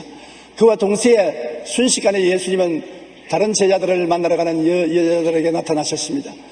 그러니까 제자들이 놀라서 전부 예수님의 발 앞에 엎드려 절하고 그 발을 만지고 하나님께 감사를 드린 것입니다. 그 즉시에 예수님은 엠마오에 낙향에 가는 두 제자에게 나타나셔서 같은 동행인으로 가장해서 걸어가시다가 저녁에 밥을 먹을 때 기도를 하실 때 변형되어서 본 모습을 나타내므로 두 제자가 깜짝 놀랐습니다. 살아계신 예수님 계신 줄 알고 놀라서 가는 길을 돌이켜 예루살렘으로 뛰어가니까 10 제자들이 모여서 있는데 주일 저녁 마가다락방에서 예수님이 살아나셔 우리 가운데 나타났다고 모두 흥분해서 야단이었었습니다. 얼마 있지 않다가 함께 있지 않았던 도마가 설렁설렁 와서 너희들 전부 다 엉터리다. 예수님이 살아났다니 그럴 수가 있느냐. 나는 그가 살아났으면 손에다가 못자국에 만져보고 옆구리에 손을 넣어보고야 믿겠다고 했었습니다. 그런 후에 8해 만에 주일날 또 그들이 마가 요한의 다락방에 모였는데 예수님께서 도마가 있는 곳에 함께 나타나셨습니다. 그리고 도마를 보고 도마야 와서 내 손에 못자국에 손을 넣어보고 옆구리에 손을 넣어보라. 그리고 믿지 않은 자가 되지 말고 믿는 자가 되라고 하니까 도마가 그때야 주님께 엎드려서 나의 하나님 나의 주여라고 고백을 하게 된 것입니다. 그와 동시에 예수님은 또 베드로에게 나타나셨습니다. 그리스도를 3번이나 부인하고 좌절과 절망에 처한 베드로에게 주님이 나타나셔서 격리하여 다시 용기와 힘을 얻게 하시고 난 다음 제자들을 갈릴리로 보내셨습니다. 예수님 갈릴리 해변에서 고기를 잡았으나 밤새도록 한 마리도 못 잡은 7 제자들을 위해서 고기를 잡고 떡을 준비해서 예비하고 나오게 하셔서 그들에게 떡과 고기를 주시고 베드로에게 너가 나를 사랑하느냐 3번 다짐을 한 경험이 있습니다. 그러고 난 다음에 주님께서 나중에 40일 후에 감람산에서 성천하실 때 약 500명의 제자들이 함께 와서 예수님이 성천하는 것을 쳐다보았습니다.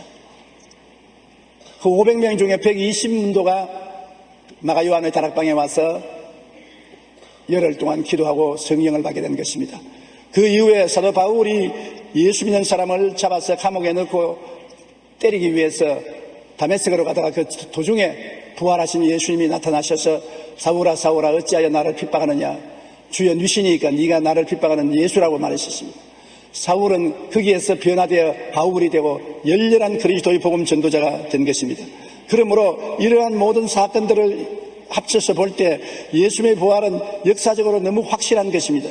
예수님의 부활은 과학적으로 증명되지 않았다고 변명하는 사람들이 있는데 이들은 성경에 기록된 기적이나 예수님의 부활은 역사적인 사실이 아니라 단지 신화라는 것입니다. 사람들은 예수님의 부활에 대해 예수님이 기절했다가 깨어났다, 빈 무덤설은 도난을 당했다, 환상으로 봤다, 신화를 말한다고 그렇게 변명을 하는 것입니다. 그러나 메카트니 박사는 기독교의 대적자들이 이렇게 말했습니다. 예수의 제자들이 그의 시체를 훔쳐갈 수 있었다고 가정해 보십시다. 그들의 중에 남아있는 것은 축 늘어져 죽은 예수의 시체밖에 없는데 그를 감추어 놓고 거짓말로 예수님이 죽었다가 살아났다고 전하기 위해서 한 사람도 빠짐없이 처참한 고통을 당하고 순교를 당해도 예수님을 배반한 자가 한 사람도 없었습니다.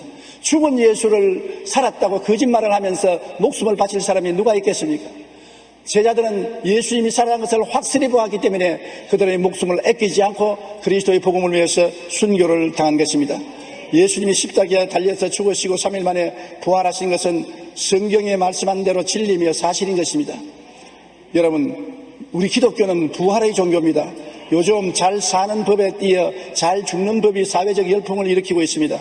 이는 삶 못지않게 죽음에 대한 사람들의 관심이 커졌다는 것입니다. 이미 유럽에서는 웰다잉을 위한 실제적인 사례들이 있어 독일에서는 죽음 준비 학교가 세워졌고 프랑스에서는 인종치료학과 생겼으며 일본에서도 존엄한 죽음을 위한 처방 등이 나와서 사회적 논란을 일으키고 있습니다. 그런데 사람들은 죽음을 생각하면 종교를 생각하는 것입니다. 많은 종교들이 죽음에 대한 해답을 제시하지만 죽음을 이기고 부활을 가르치는 종교는 기독교밖에 없습니다. 불교의 석가모니도 죽어서 그 무덤이 오늘도 남아있는 것입니다. 유교의 공자도 죽어 무덤이 오늘도 남아있는 것입니다. 이슬람의 마호메트도 죽어 메카에 무덤이 있습니다. 그러나 예수 그리스도는 무덤이 없습니다. 무덤이 텅 비어버리고 말았었습니다. 우리 예수 믿는 사람이 아무리 예루살렘에 찾아가서 예수님의 무덤에 경배하려고 해도 예수님의 무덤은 없습니다. 주님은 살아서 일어나시고 부활 성천하셨기 때문인 것입니다. 그러므로 기독교는 부활의 종교입니다. 예수님의 부활은 역사적 사실이며 주님께서는 하늘나라에 우리 믿는 자들을 위해서 있을 곳을 예비하시고 이제 곧 내려오시기를 기다리고 계신 것입니다. 그러므로 오늘 제가 여러분께 말한 것은 예수님의 죽음의 부활 사건을 우리가 현실 생활 속에 체험하는 것에 대해서 이야기하고 싶습니다. 역사적으로 2000년 전에 예수님이 죽었다가 부활하실 뿐 아니라 그 부활이 오늘 우리 속에 계속 역사하고 있다는 것을 말하고 싶습니다. 우리가 예수 믿고 중생할 때 예수 그리스도가 죽었다가 부활하신 사실을 믿고 기도하면 부활한 성령이 우리 속에 들어와서 우리 죽은 영혼을 부활시키는 것입니다. 아담과 하와가 죄를 지었을 때 사람의 영은 죽었습니다. 그래서 영이 없기 때문에, 죽었기 때문에 하나님과의 관계가 끊어지고 사람은 혼을 가지고 육을 통해서 이 세상의 일만 관심을 가지고 살았었습니다. 하나님과의 관계를 맺으려면 영이 죽은 것이 살아나야 되는 것입니다. 부활해야 되는 것입니다. 이 영을 부활시키는 것은 부활한 예수님의 영이 우리 속에 들어와서 우리 영을 부활시키는 것입니다. 여러분이 오늘 예수를 구주로 모시고 하나님을 아버지라고 부르는 것은 여러분의 영이 부활했기 때문인 것입니다. 예수님만 2000년 전에 부활한 것이 아니라 여러분의 영이 오늘날 부활했기 때문에 예수님을 구주로 부르시는 것입니다. 한 번은 밤에 바리새인의 선생인 니고데모가 예수님을 찾아왔습니다. 바리새인은 철저히 율법주의자요 유대주의자인데 그중에도 선생이니까 니고데모는 흠도 없고 점도 없이 율법을 지키고 의식을 지키는 사람입니다. 그들은 율법을 지키고 의식을 지킴으로 천국 갈 수 있다고 생각하는 사람인데, 그러나 이 니고데모는 무언지 마음에 공허한 마음이 있고 예수님의 생활을 보니까 하나님의 능력이 나타난 것이 확인하고 하늘에서 온 사람 같아서 밤에 몰래 찾아와서 주님께 말했습니다. 주님은 틀림없이 하늘에서 온 사람입니다. 그렇지 않고는 이런 기적이 생애 속에 나타날 수가 없습니다. 그러자 예수님은 다짜고짜 내가 진실로 내게 이르노니 사람이 거듭나지 아니하면 하늘나라를 볼 수 없나니라. 청천벽력 같은 말입니다. 니고데모는 그런 말을 들어본 적이 없습니다. 사람이 율법만 잘 지키고 의식만 잘 지키면 하늘나라에 간다고 하는데 예수님은 거듭나지 아니하면 하늘나라를 볼 수가 없다고 말했었습니다. 그래서 니고데모가 어찌 그럴 수 있습니까? 나같이 늙은 사람이 어찌 어머니 뱃속에 들어갔다가 다시 날 수 있습니까? 그러니까 예수님이 내가 진실로 다시 말하노니 사람이 물과 성령으로 거듭나지 아니하면 하늘나라에 들어갈 수 없느니라. 물이라는 것은 예수님이 죽었다가 부활하신 것을 믿는 것이 물이요, 성령은 예수님의 부활의 영이 성령인 것입니다.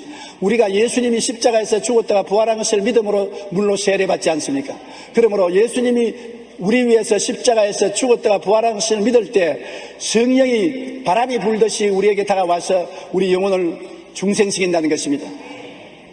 어리둥절한 니고데모를 보고 바람이 어디서 와서 어디로 가는지 알지 못한 같이 성령이 우리에게 와서 우리를 다시 부활시킨다는 것을 말씀해 주셨습니다. 어찌하여 이런 일이 있을 수가 있습니까? 그러니까 예수님께서 니고데모에게 육으로 난 것은 육이요 영으로 난 것은 영이다. 육으로 난 아담의 후손들은 아무리 율법과 의식으로 갈고 닦아도 번쩍거리는 육이지, 육은 육이지 육이 영이 되지 않는다. 성령으로 나야 영이 된다고 말하는 것입니다. 어떠한 종교도 육을 훈련시킵니다. 금식을 하고 수양을 하고 도덕을 닦고 종교의식을 행하고 육을 닦습니다. 육을 훈련시킵니다. 육을 단련시킵니다. 그러나 끝까지 육은 육이지 육이 영이 되지 못하는 것입니다. 돼지를 아무리 목욕시키고 좋은 옷을 입히고 머리를 빗어주고 안경을 끼워주고 저 안방에 요이불을 깔고 눕혀 놓아도 돼지는 돼지지 사람이 안 됩니다. 절대로 사람이 안 됩니다. 아담의 후손은 육체이기 때문에 아무리 해도 육이지 영이 안 되는 것입니다. 그러므로 사람이 물과 성령으로 거듭나지 아니하면 결단코 하나님을 볼 수도 없고 하늘나라에 들어갈 수도 없는 것입니다. 그래서 니고데모는 그 말을 듣고 어떻게 그런 일이 있을 수가 있습니까? 그러니까 예수님이 모세가 광야에서 뱀을 든 것 같이 이스라엘 백성이 하나님을 반역하고 불뱀에 물려 죽어갈 때 하나님께 기도하니 불뱀을 놋뱀으로 만들어서 나무에 달으라고 했었습니다. 나무에 높이 달아서 쳐다만 보고 믿으면 불뱀의 독에서 낫는다고 했는데 믿는 사람은 다 나음을 입었습니다. 그처럼 예수님이 모세가 광야에서 뱀을 든 것 같이 그는 니고데모가 잘 아는 사실이거든요. 인자도 걸려야 하리니 누구든지 저를 믿으면 멸망하지 않고 영생을 얻으리라. 하나님이 세상을 이처럼 사랑하사 독생자를 주었으니 누구든지 저를 믿으면 멸망하지 않고 영생을 얻으리라. 어떠한 사람이라도 빈부 귀천 남녀노소를 불구하고 예수님을 바라보고 십자가에 못 박인 예수님을 구주로 믿으면 성령이 오셔서 육 속에 죽어있는 영을 부활시켜 주시는 것입니다. 그러므로 영혼이 살아나서 하나님을 아버지라고 부를 수 있게 되는 것은 부활을 하지 않고는 안 됩니다. 우리는 자꾸 예수님 부활만 주장하는데 예수님이 부활하셨기 때문에 우리가 부활해서 지금 예수 믿게 된 것인 것입니다. 예수님이 부활하지 않았었으면 우리는 절대로 영원히 부활될 수 없습니다. 종교가 우리를 영적으로 부활시킬 수가 없는 것입니다. 예수님이 부활해서 성령으로 오셔서 우리를 부활시킨 것입니다. 갈라디아서 4장 6절에 너희가 아들이므로 하나님이 그 아들의 영을 우리 마음 가운데 보내사 아빠, 아버지라 부르게 하시느니라.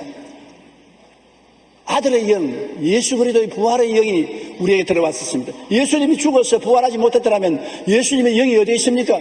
없지요. 부활해서 성천하여 아버지 보좌 우편에 앉아서 예수의 영인 성령을 보내셔서 우리를 부활시키셔서 아바 아버지라고 부르게 만들어 주신 것입니다. 부활의 영이 우리 마음속에 들어오므로 우리 마음속에 주님을 깨닫게 되고 아버지라고 부르게 된 것입니다. 천국의 희망과 꿈이 생긴 것도 바로 예수님의 부활의 영이 마음속에 들어와서 우리 마음속에 깨우침을 주기 때문에 우리가 천국이 있는 것을 알고 천국에 들어갈 희망과 꿈을 갖게 되는 것입니다.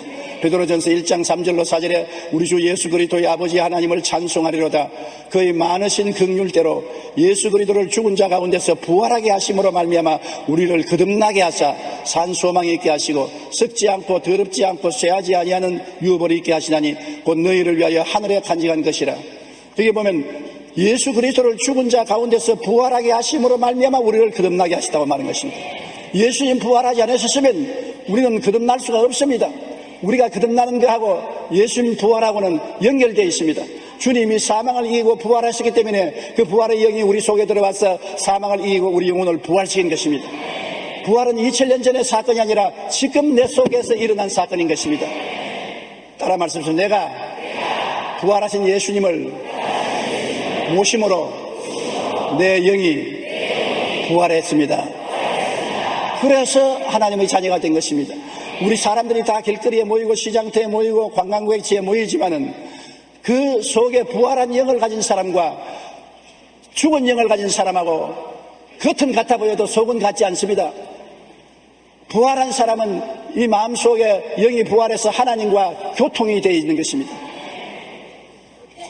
야곱이 돌베베고 자다가 하늘에서 사닥다리가 자기에게 내려와서 사닥다리를 통해서 천사가 오락가락하고 사닥다리 위에 하나님이 서서 말씀하기를 나는 너희 조부 아브라함 너희 아버지 이삭의 하나님 너희 하나님이라. 내가 너와 같이 하여 너를 이곳에 돌아오게 하고 너희 자손을 창대케 하고 너희 후손이 이 땅에 축복의 근원이 될 것이라고 말하는 것처럼 야곱이 어느 곳에 가나 하나님이 사닥다리를 내려놓아서 야곱과 연결되어 간 것처럼 우리는 부활한 예수님이 하나님과 우리 사이에 사닥다리가 되어 있는 것입니다. 어느 곳에 가나 하나님과 우리 사이에는 부활의 영이 사닥다리가 되어서 연결되어 있는 것입니다. 그러므로 많은 사람이 살되 부활하지 못한 사람은 속에서 하늘에 연결되는 영적인 사닥다리가 없습니다. 인간으로서 그냥 사는 것입니다. 그러나 부활한 영을 가진 사람들은 부활의 영이 하나님과 우리 사이에 연결한 사닥다리를 통해 그 부활의 영을 통해서 하나님이 우리에게 역사하여 주시는 것입니다. 결코 우리 외롭게 혼자 있을 수가 없는 것입니다. 앉아나 서나 자나 깨나 오나 가나 우리는 하나님과 우리 사이에 부활한 사닥다리가 연결되어 있는 것입니다. 하나님의 성령으로 연결되어 있는 것입니다. 예수님이 부활하심으로 말미암아 우리를 거듭나게 하사 산 소망이 우리 속에 충만하게 만들어 주신 것입니다. 고린도후서 5장 1절에 만일 땅에 있는 우리의 장막집이 무너지면 하나님께서 지으신 집 곧 손으로 지은 것이 아니요 하늘에 있는 영원한 집이 우리에게 있는 줄 안다고 말하는 것입니다. 왜냐? 하나님과 우리는 연결되어 있습니다. 우리는 영이 부활해서 하나님의 성령과 교통하고 있으므로 우리가 죽으면 성령을 통해서 직접 하늘에 올라가서 예비하신 우리의 처소에 들어갈 수 있게 되는 것입니다. 부활하신 주님과 우리는 이와 같이 항상 동행할 수 있는 것은 우리 속에 있는 성령이 바로 예수의 영인 것입니다. 예수님은 아버지의 영광의 광채시여 본체의 형상입니다. 성령은 누구냐? 예수님의 영광의 광채시여 그 본체의 모습인 것입니다. 그러므로 성령은 예수영이라고 말할 수 있는 것입니다. 성령이 우리 속에 부활의 영과 같이 계신 것은 예수님이 우리 속에 동행하는 것입니다. 마태복음 28장 20절에 볼지어다 내가 세상 끝날까지 너희와 항상 함께 있으라 하시니라. 죽은 예수가 어떻게 우리와 같이 하십니까? 부활하셨기 때문에 성령으로 우리 속에 와서 우리를 부활시키고 우리와 항상 같이 계신 것입니다. 지금도 예수님이 여러분 속에 같이 계신 것입니다. 부활의 영을 통해서 여러분과 함께 계신 것입니다. 그렇기 때문에 히브리서 13장 8절에 예수 그리스도는 어제나 오늘이나 영원토록 동일하시느니라. 어제 예수님은 죽어서 없어진 것이 아니라 부활 성천에서 성령으로 다시 와서 내 속에 어제와 똑같이 오늘도 함께 계시고 미래 영원히는 천국에서 순간 영원히 주와 함께 같이 있을 것입니다. 여러분은 예수 그리스도를 떠나서 존재할 수 없습니다. 자나 깨나 사나 죽으나 그리스도와 함께 하게 된 것입니다. 왜냐하면 여러분은 죽은 자가 아니라 살은 자인 것입니다. 요한복음 11장 25절로 26절에 예수께서 이르시되 나는 부활이요 생명이니 나를 믿는 자는 죽어도 살겠고 무릇 살아서 나를 믿는 자는 영원히 죽지 아니하리라. 예수님은 이제 부활이요, 그 부활이 우리 속에 들어와서 우리를 살려서 생명이 되니 우리에게는 부활이요 생명인 것입니다. 예수님이 우리 영혼을 살려주셨으므로 우리는 죽어도 속 영은 살고 살아도 속 영은 삽니다. 이 몸은 의복에 불과합니다. 우리가 옷을 벗고 빨가벗었다고 해서 없어지는 것이 아니잖아요. 옷을 갈아입으면 되는 것입니다. 우리의 육체를, 우리의 영혼이 입고 있는 옷입니다. 언제고 벗어버릴 수 있습니다. 그러나 벗어버린다고 해서 영혼이 없어지는 것이 아닙니다. 영혼은 그대로 살아 있습니다. 죽은 사람들이 육체를 벗고 저 세상에 가면은 당분간은 자기가 죽은 줄을 모른다고 합니다. 죽었다가 살아난 사람들의 간증을 들으면 자기는 안 죽었는데 몸 밖에 나와서 자기를 보고 있는데 일가 친척들이 와서 자기를 붙잡고 통곡을 하고 우는데 내가 여기 있는데요, 울지 마세요, 내 살아있어요, 울지 마세요. 아무리 말을 해도 못 알아듣고 시체를 갖고 울고 불고 하는 것을 보고 이상하다, 나는 안 죽었는데 왜 사람들이 죽었다고 하느냐, 그러한 이상함을 느꼈다가 하나님이 도로 육체에 들어가라 해서 들어와서 깨어난 그런 간증들을 하는 것을 제가 한두 번 아니고 수없이 들었었습니다.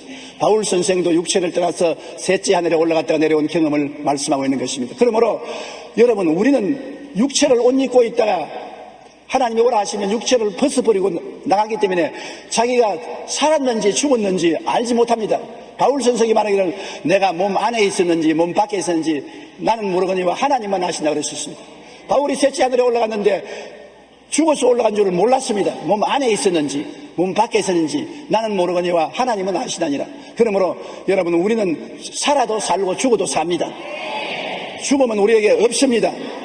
이렇기 때문에 예수님의 부활은 우리 속에 들어와서 우리에게 놀라운 영적인 부활을 주신 것입니다. 둘째로 예수님의 부활은 우리 죽을 몸에도 나타나는 것입니다. 우리 육신 속에 무슨 부활의 역사가 일어나겠느냐. 여러분, 예수님이 부활하셨기 때문에 우리 육체 속에도 부활의 역사가 늘 일어나는 것입니다. 고린도후서 4장 10절을 다 같이 한번 읽어보십시다. 우리가 항상 예수의 죽음을 몸에 짊어지면 예수의 생명이 또한 우리 몸에 나타나게 하느니라. 여기 보십시오. 우리 영에만 나타나는 것이 아니라 우리가 항상 예수의 죽음을 몸에 짊어지면 예수의 생명이 우리 몸에 나타나게 하느니라. 이목구비를 가진 우리 몸에도 예수님의 부활의 생명이 나타나는 것입니다. 이 말은 무엇이냐면 예수의 죽음을 몸에 걸머지라는 것입니다. 예수님이 왜 죽었습니까? 우리 죄 때문에 죽었지요. 우리의 추악한 부정 때문에 죽었지요. 우리 병 때문에 죽었지요. 우리 저주 때문에 죽었지요. 우리의 지옥 가는 죽음 때문에 죽었었지요. 주님이 죽으신 것은 우리를 위해서 죽으신 것입니다. 우리 죄를 위해서, 우리 추악을 위해서, 우리 병을 위해서, 우리 저주를 위해서, 우리 지옥을 위해서 대신 죽은 것입니다. 그러므로 이 예수 그리스도의 죽은 몸을 우리 마음속에 우리 위해서 죽은 것을 알고 믿고 받아들이고 마음에 품고 몸에 짊어지고 묵상하고 있으면 예수님의 부활의 생명도 나타난다는 것입니다. 예수님이 그냥 죽은 것이 아니라 부활했거든요. 죽음이 있으면 부활이 있습니다. 성경은 다른 책과 달라서 창세기 보십시오. 저녁이 오고 아침이 오니 첫째 날이라.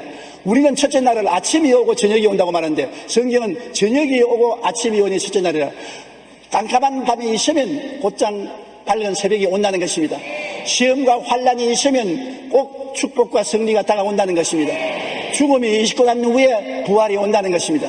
이러므로 여러분, 우리의 몸에 예수의 죽음을 걸머지면 곧장 그 뒤에는 예수님의 부활이 우리 몸에 나타나는 것입니다. 우리 몸에 의로운 생명의 부활로 나타나고 거룩한 부활의 생명으로 나타나고 치료와 건강의 부활의 생명으로 나타나고 아브라함의 축복과 형통의 부활의 생명으로 나타나고 천국 영생 부활의 생명으로 나타나는 것입니다.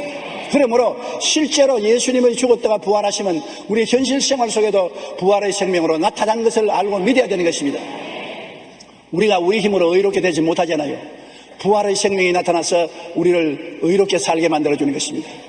거짓말쟁이가 참말을 하게 되고 방탕자가 건전한 사람이 되고 음란한 자가 정상적인 사람이 되고 도박광이 도박을 안 하게 되고 알코올 중독자가 낫고 아편 중독자가 낫고 하는 것은 부활의 생명이 와서 그렇게 만들어주는 것입니다. 그리고 우리가 성령을 받고 거룩하게 되는 것도 부활의 생명이 와서 그렇게 되는 것이고, 병이 낫는 것도 예수님의 부활의 생명이 와서 병을 낫고 건강하게 해주는 것이요, 우리가 사는데 괴롭고 고통스럽고 저주가 많은데 이를 제끼고 축복해 주어서 평안히 살 수 있게 하는 것도 부활의 생명이 와서 해주는 것이요, 죽어서 지옥 떨어질 것을 우리를 건져서 천국으로 갈 수 있는 희망을 주는 것도 부활의 생명이 와서 그렇게 해주는 것입니다. 부활의 생명이 우리 영적으로만 부활시키는 것이 아니라 육체로 살고 있을 동안에도 육체에도 부활의 생명이 끊임없이 역사하는 것입니다. 그러므로 예수 죽음 내 죽음, 예수 부활 내 부활이 되는 것입니다. 이러므로 이 성경이 말씀하는 것이 우리가 항상 하루 이틀만 아니라 항상 예수의 죽음을 몸에 짊어지라는 것입니다. 항상 예수님께서 날 위해서 죽었다는 것을 몸에 걸머쥐고 마음에 끌어안고 있으면 예수의 생명도 또한 우리 몸에 늘 나타난다는 것입니다. 그렇기 때문에 부활이란 오늘 우리의 생명 속에 하나님의 영광이 나타날 때 체험할 수 있는 것입니다. 예수의 생명의 능력을 고린도후서 4장 8절로 10절에 이렇게 말했는데 다 같이 읽어보십시다.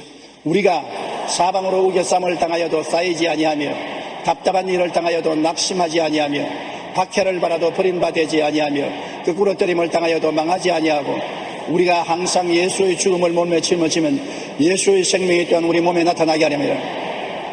예수의 생명이 우리 몸에 나타나기 때문에 우리가 아무리 고난으로 사방으로 우겨쌈을 당하여도 예수의 생명이기 때문에 쌓이지 아니하며, 우리가 답답한 일을 당해도 예수의 생명이 임함으로 답답함을 이기고, 우리가 핍박을 당해도 버림받아도 예수의 생명이 내 속에 충만함으로 버림받지 아니하고, 우리가 거꾸로 때림을 당해도 완전히 망해버려도 우리가 망하지 않은 것은 예수의 생명이 우리 속에 나타난다는 것입니다. 보십시오. 예수님의 부활은 현실적입니다. 지금 나타나는 것입니다. 지금 여러분 속에 예수의 부활이 나타나는 것입니다. 예수님이 날 위하여 십자가에 죽었다는 것을 믿는 사람에게는 예수님의 부활의 생명도 나타나는 것입니다. 그러므로 고난을 당하거든 예수님이 십자가에서 날 위해서 죽은 것을 믿고 받아들이고, 주님 날 위해서 죽은 것은 나에게 부활의 생명을 주기 위해서 주신 것이니 내 영만 부활한 것이 아니라 육체의 삶도 부활의 생명을 얻어 힘과 능력을 얻게 하여 주시옵소서. 그렇게 기도하게 되시기를 간절히 바랍니다.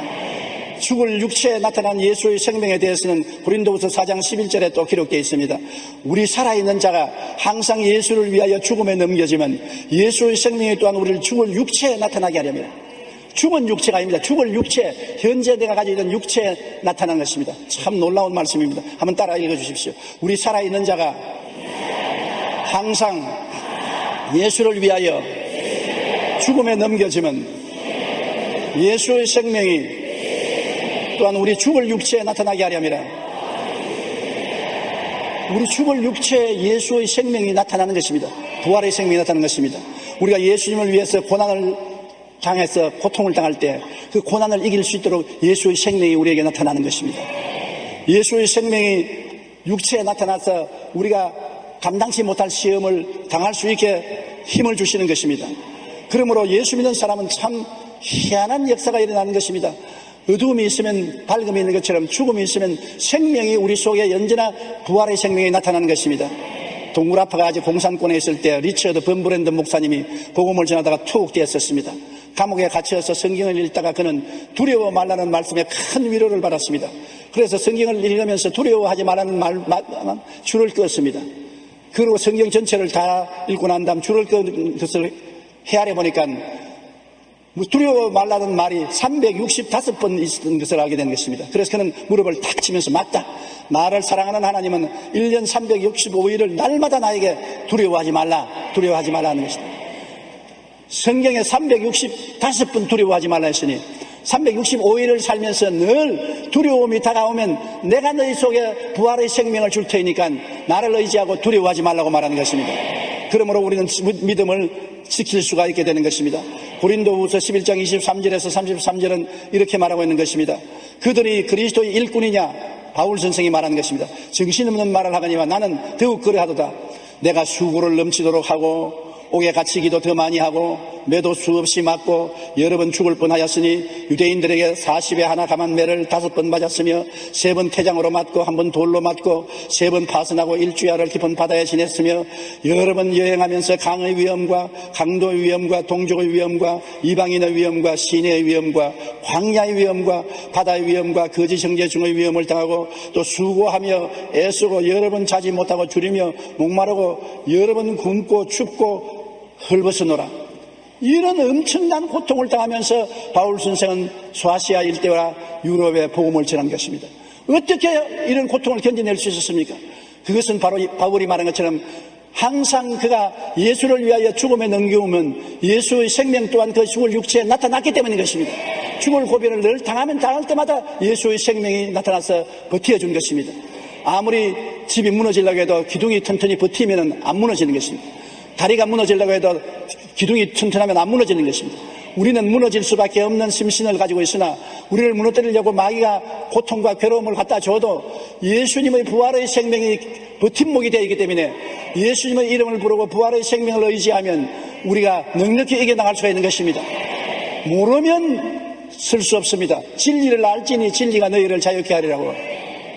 예수님의 부활의 생명은 우리 영혼만 살린 것이 아니라 우리 육체도 버팀목이 된다는 것을 믿어야 되는 것입니다. 오늘 또 예수님의 부활은 성령으로 우리와 같이 계셔서 우리 육체가 감당하지 못할 고통을 당할 때 주님이여 부활의 생명으로 내 육체를 붙들어 주시옵소서 하면 우리 육체를 붙들어 주는 것입니다. 구하라 주실 것이요 찾으라 찾을 것이요 문을 두드리라 열릴 것이라. 너가 없는 것은 구하지 아니함이라고 말하는 것입니다. 알아야 구하지요. 그러므로 주여 부활의 생명으로 내 병을 고쳐주시옵소서. 부활의 생명으로 약한 몸을 강하게 하여 주시옵소서. 부활의 생명으로 이 공포를 이기게 하여 주시옵소서. 부활의 생명으로 내 쓰러진 것을 도밭 이렇게 세워주시옵소서. 그럴 때 오늘날 또 예수의 부활의 생명이 실제로 우리 생활 가운데 역사에서 크나큰 변화를 우리에게 일으켜 주는 것입니다. 셋째로 우리에게는 영혼과 육체가 완전히 부활하는 역사가 일어날 때가 오는 것입니다. 고린도전서 15장 54절에 이 썩을 것이 썩지 아니함을 입고 이 죽을 것이 죽지 아니함을 입을 때는 사망을 삼키고 이기리라고 기록된 말씀이 이루어지리라. 우리는 썩지 않아요. 우리는 죽지요. 썩어지고 죽어지는 우리가 썩지 않게 되고 죽지 않게 된 놀라운 부활의 역사가 나타나서 사망을 이기는 기적이 체험되게 되는 것입니다. 우리가 지금 죽으면 육체를 벗어버린 영혼은 낙원에 들어가 있는 것입니다. 육체를 벗어버린 영혼은 낙원에 들어가서 기다리는 것입니다. 부활의 날까지 낙원에서 기다려요. 그러나 때가 와서 부활의 때가 오면은 낙원에 있는 영들이 모두 다 예수님과 함께 내려와서 부활의 몸을 새로 얻게 되는 것입니다. 그래서 천국 영원한 곳에 다시 옮겨가는 것입니다. 우리 사람들은 이 육체가 죽으면 낙원으로 갔다가 낙원에 있다가 다시 예수 재림하신 날 같이 와서 부활의 몸을 얻어서 이제는 주와 함께 영원히 있을 곳으로 또 가는 것입니다. 그런 영광스러운 소망이 우리에게 있는 것입니다. 주님께서는 이 땅에 오시겠다고 말한 지가 2000년이 되는 것입니다. 이 땅에 우리가 사는 것은 주님이 천국 백성을 기르는 밭입니다. 우리가 텃밭에 여러 가지 씨앗을 심어서 채소를 기르고 과일을 기르지 않습니까? 텃밭에 씨를 뿌리는 것은 채소와 과일을 거두기 위한 것입니다. 오늘 이 지구는 하나님의 천국 백성을 만드는 텃밭인 것입니다. 이 지구 자체에 우리가 사는 것이 목적이 아닙니다. 우리가 어머니 뱃속에서 태어나서 사는 것은 하나님이 우리를 천국 백성으로 만들기 위한 씨앗을 심은 것입니다. 이것이 잘 자라서 올바르게 익으면 천국 백성이 되고 올바르게 익지 못하면 썩어져 버리고 마는 것입니다. 예수를 받아들이면 올바르게 익게 되고 예수를 거역하면 썩어져 버리고 마는 것입니다. 그러므로 이 땅은 영원히 살 곳이 아니라 하나님의 천국 백성을 만들어내는 텃밭이므로 우리가 텃밭에 사는 동안 여기에서 잘 살려고만 애를 써서는 안 되는 것입니다. 여기에서 아무리 잘 살아도 이 텃밭은 우리가 떠나가야 되는 것입니다. 돈도 부귀도 영화도 공명도 청춘도 쾌락도 가져가지 못합니다. 또 가져갈 필요도 없습니다. 하늘나라는 너무 좋기 때문에 이런 것을 비교할 수가 없는 것입니다. 우리 텃밭에 있을 동안에 우리가 있는 목적이 주님이 천국 백성 만드는 곳이므로 예수 그리스도를 모시고 성령의 인도를 받아 착실하게 자라는 것입니다. 똑같은 과일이라도 적게 달리는 과일이 있고 크게 달리는 과일이 있고 잘 익은 과일이 있고 잘못 익은 과일이 있습니다. 여러분 잘 익은 과일일수록 값이 많이 나가지 않습니까? 여러분이 장차 부활해서 하나님께 더 귀히 여기고 값이 많이 나가려면 잘 익은 과일이 되어야 되는 것입니다. 예수님을 믿고 잘 예배드리고 성령님의 인도를 받으며 말씀을 따라 순종해서 잘 익은 영혼이 되면 부활의 날에 큰 영광을 받게 되는 것입니다. 그러므로 고린도전서 15장 50절에 형제들아 내가 이것을 말하노니 혈과 육은 하나님 나라를 이어받을 수 없고 또한 썩는 것은 썩지 아니할 것을 유업으로 받지 못하니라. 혈과 육을 가지고서 나는 거부가 되었습니다. 나는 박사입니다. 나는 교수입니다. 나는 대통령입니다. 나는 장관이었습니다. 그런 것 하나님께서는 아무 관심 없습니다. 대통령 했으면 네가 했지 내가 무슨 상관이냐. 혈과 육을 가지고 한 것은 아무 성과 없습니다. 혈과 육은 하늘나라를 상속으로 받지 못합니다. 오직 성령으로 나서 성령으로 역사한 것만 상속으로 받을 수 있는 것입니다.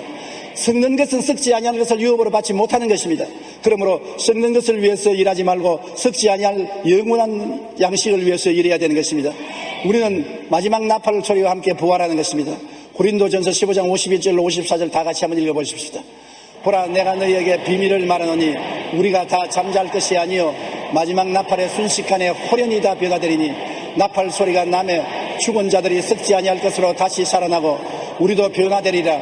이 썩을 것이 반드시 썩지 아니할 것을 입겠고 이 죽을 것이 죽지 아니함을 입으리로다. 이 썩을 것이 썩지 아니함을 입고 이 죽을 것이 죽지 아니함을 입을 때에는 사망을 삼키고 이기리라고 기록된 말씀이 이루어지리라. 마지막 나팔을 했었습니다. 나팔을 몇 번 부는지 모르겠어요. 2번 부는지 3번 부는지 모르겠지만 내 보기에는 3번 부는 것 같아요. 한 번 나팔을 부으면 무덤이 갈라지고 2번 나팔을 부으면 시체들이 일어나고 3번 나팔을 부으면 살아서 변화되어 버립니다. 문제 간 사람은 한 번 나팔을 불 때 이 지상에 내려와서 2번 나팔을 불면 새로운 몸을 얻어 3번 나팔을 불 때 변화되어서 하늘에 올라갈 것입니다. 그러므로 우리는 굉장한 희망이 우리 앞에 있는 것입니다. 오늘 예수님이 죽었다가 부활한 것은 우리에게 영원한 부활을 주시기 위해서 그렇게 하신 것입니다. 그 과정으로서 영이 먼저 부활해서 중생을 하게 되고 육체가 부활의 생명을 얻어서 이 어려운 세상에 승리하게 살 수 있도록 힘을 주시고 마지막에는 우리 영과 육이 함께 썩을 것이 썩지 아니함을 입고 죽을 것이 죽지 아니함을 입고 그리스도의 형상대로 부활할 것입니다. 우리 모두 다 예수님이 33세에 부활하셨으므로 우리의 모습이 33세로 변할 것입니다. 청춘으로 변해요. 저도 거울을 돌아보면 탄식할 때가 많습니다. 내가 옛날에는 아니라고 제목이 미남이었는데 그 사이는 도저히 바라볼 수가 없어요. 그러나 내 속으로 현재는 그래도 장차는 33살 예수님의 모습으로 닮아갈 것이다. 희망이 있고 꿈이 있는 것입니다. 그리고 믿음이 있어요. 그러므로 우리는 결코 늙은 그대로 버려두지 않습니다. 다 청춘으로 젊어질 것임을 알고 희망과 꿈을 갖게 되시기를 주님 이름으로 축원합니다. 주님께서 마지막 나팔을 불면 죽은 자들이 먼저 부활하는 것입니다. 살아남은 자보다 먼저 죽은 자들이 부활하고 그 부활의 모습은 썩지 아니하고 죽지 않은 모습으로 변화되고 그 다음에는 우리가 부활한 죽은 사람들과 함께 공중으로 올라가서 주님을 만나게 되고 7년 혼인잔치를 공중에서 하게 되는 것입니다.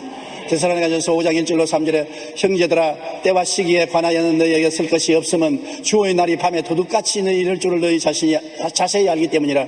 그들이 평안하다 안전하다 할 그때 임신한 여자에게 해산의 고통의 이름과 같이 멸망이 갑자기 그들에게 이르리니 결코 피하지 못하리라. 언제 올지 알지 못해요. 오늘 제가 이 설교하는데 오늘 저녁에 주님 오실는지 몰라요. 내일 오실는지 모레 오실는지 몰라요. 그날과 그 시는 우리가 알지 못합니다. 그렇기 때문에 항상 준비하고 있으라는 것입니다. 깨어서 기도하고 준비하고 있어야지 주님 오실 때쯤 되면은 내가 정신 차리겠다. 언제가 그쯤인지 알지를 못하는 것입니다. 주님이 오시겠다고 하신 지가 벌써 2000년이 되었으므로 내가 보기에는 정말 때가 가차워졌다고 생각하는 것입니다. 어느 순간에도 나팔 소리가 나면 우리는 주님에게로 나아갈 줄을 믿고 있는 것입니다. 그러므로 우리는 깨어서 기도하는 우리들이 되어야 되겠습니다. 데살로니가전서 5장 6절로 11절 우리 다 같이 읽어보십시다. 그러므로 우리는 다른 이들과 같이 자지 말고 오직 깨어 정신을 차릴지 자는 자들은 밤에 자고 취하는 자들은 밤에 취하되 우리는 낮에 속하였으니 정신을 차리고 믿음과 사랑의 호심경을 붙이고 구원의 소망의 투구를 쓰자. 하나님이 우리를 세우심은 노하심에 이르게 하심이 아니요 오직 우리 주 예수 그리스도로 말미암아 구원을 받게 하심이라. 예수께서 우리를 위하여 죽어사 우리로 하여금 깨어있든지 자든지 자기와 함께 살게 하려 하시느니라. 그러므로 피차 권면하고 서로 덕을 세우기 너희가 하는 것 같이 하라. 정말입니다. 서로 권면하고 덕을 세우고 서로 깨워줘야 되는 것입니다. 졸음이 올 때 내가 자꾸 졸아도 옆에서 자꾸 쿡쿡 찔러서 깨우면 졸음이 떠나가는 것처럼 우리가 졸음을 오는 사람 그걸 내버려 놓으면 그는 자버리고 마는 것입니다. 주님께서 언제 올지 모르기 때문에 서로 격려하고 서로 깨우고 열심히 기도하고 열심히 성경 읽고 열심히 전도해야 되는 것입니다. 고린도전서 15장 57절 58절에 우리 주 예수 그리스도로 말미암아 우리에게 승리를 주신 하나님께 감사하니라. 그러므로 내 사랑하는 형제들아 견실하며 흔들리지 말고 항상 주 일에 더욱 힘쓰는 자가 되라. 이런 너희 수고가 주 안에서 헛되지 않을 줄을 알미라. 우리가 주님 위해서 희생하고 수고하는 것이 결코 헛되지 않은 것을 우리가 알아야 되는 것입니다. 우리나라에서는 손양은 목사님은 성자라고 우리가 말합니다. 두 아들을 공산반도에게 의해서 다 죽임을 당해서 한꺼번에 두 아들 장례식을 지내면서도 슬퍼하지 않고 하나님께 감사할 10가지 조건을 가지고서 설교를 했었습니다. 그리고 자기 아들을 죽인 공산당 청년을 사형을 선고를 받아서 끌려가는데 따라가서 사정을 해서 자기 양아들로 삼았었습니다. 도저히 상상할 수 없어요. 눈에 넣어도 아프지 않은 자기 아들 둘을 죽인 그 공산 청년이 사형장에 끌려가는 것을 가서 막아서 자기가 아들로 삼아서 집에 같이 살았었습니다. 목사님은 어디서나 왜 사람이 살며 어디에서 와서 어디로 가는지를 너무나 잘 알고 있었기 때문에 그러한 일을 할 수가 있었습니다. 손양은 목사님이 지으신 복음성가 중에 주님 고대라는 그 가사가 참으로 은혜로워서 오늘 제가 여러분에게 읽어드리려고 가지고 왔습니다. 주님 고대가로서 낮에나 밤에나 눈물 머금고 내 주님 오시기만 고대합니다. 가실 때 다시 오마 하신 예수님 오 주여 언제나 오시렵니까? 고직하고 쓸쓸한 빈들판에서 희미한 등불만 밝혀놓고 오실 줄만 고대하고 기다리오니 오 주여 언제나 오시렵니까? 먼 하늘 이상한 구름만 떠도 행여나 내 주님 오시는가 해 머리 들고 멀리 바라보는 마음 오 주여 언제나 오시렵니까? 내 주님 자비한 손을 붙잡고 면류관 벗어들고 찬송 부르면 주님 계신 그곳에 가고 싶어요. 오 주여 언제나 오시렵니까? 신부 대신 교회가 흰옷을 입고 기름 준비 다 해놓고 기다리오니 도적같이 오시마 하신 예수님 오 주여 언제나 오시렵니까? 천년을 하루같이 기다린 주님 내 영혼 당하는 것 볼 수 없어 이 시간도 기다리고 계신 내 주님 오 주여 이 시간에 오시옵소서. 너무나 감격적인 시를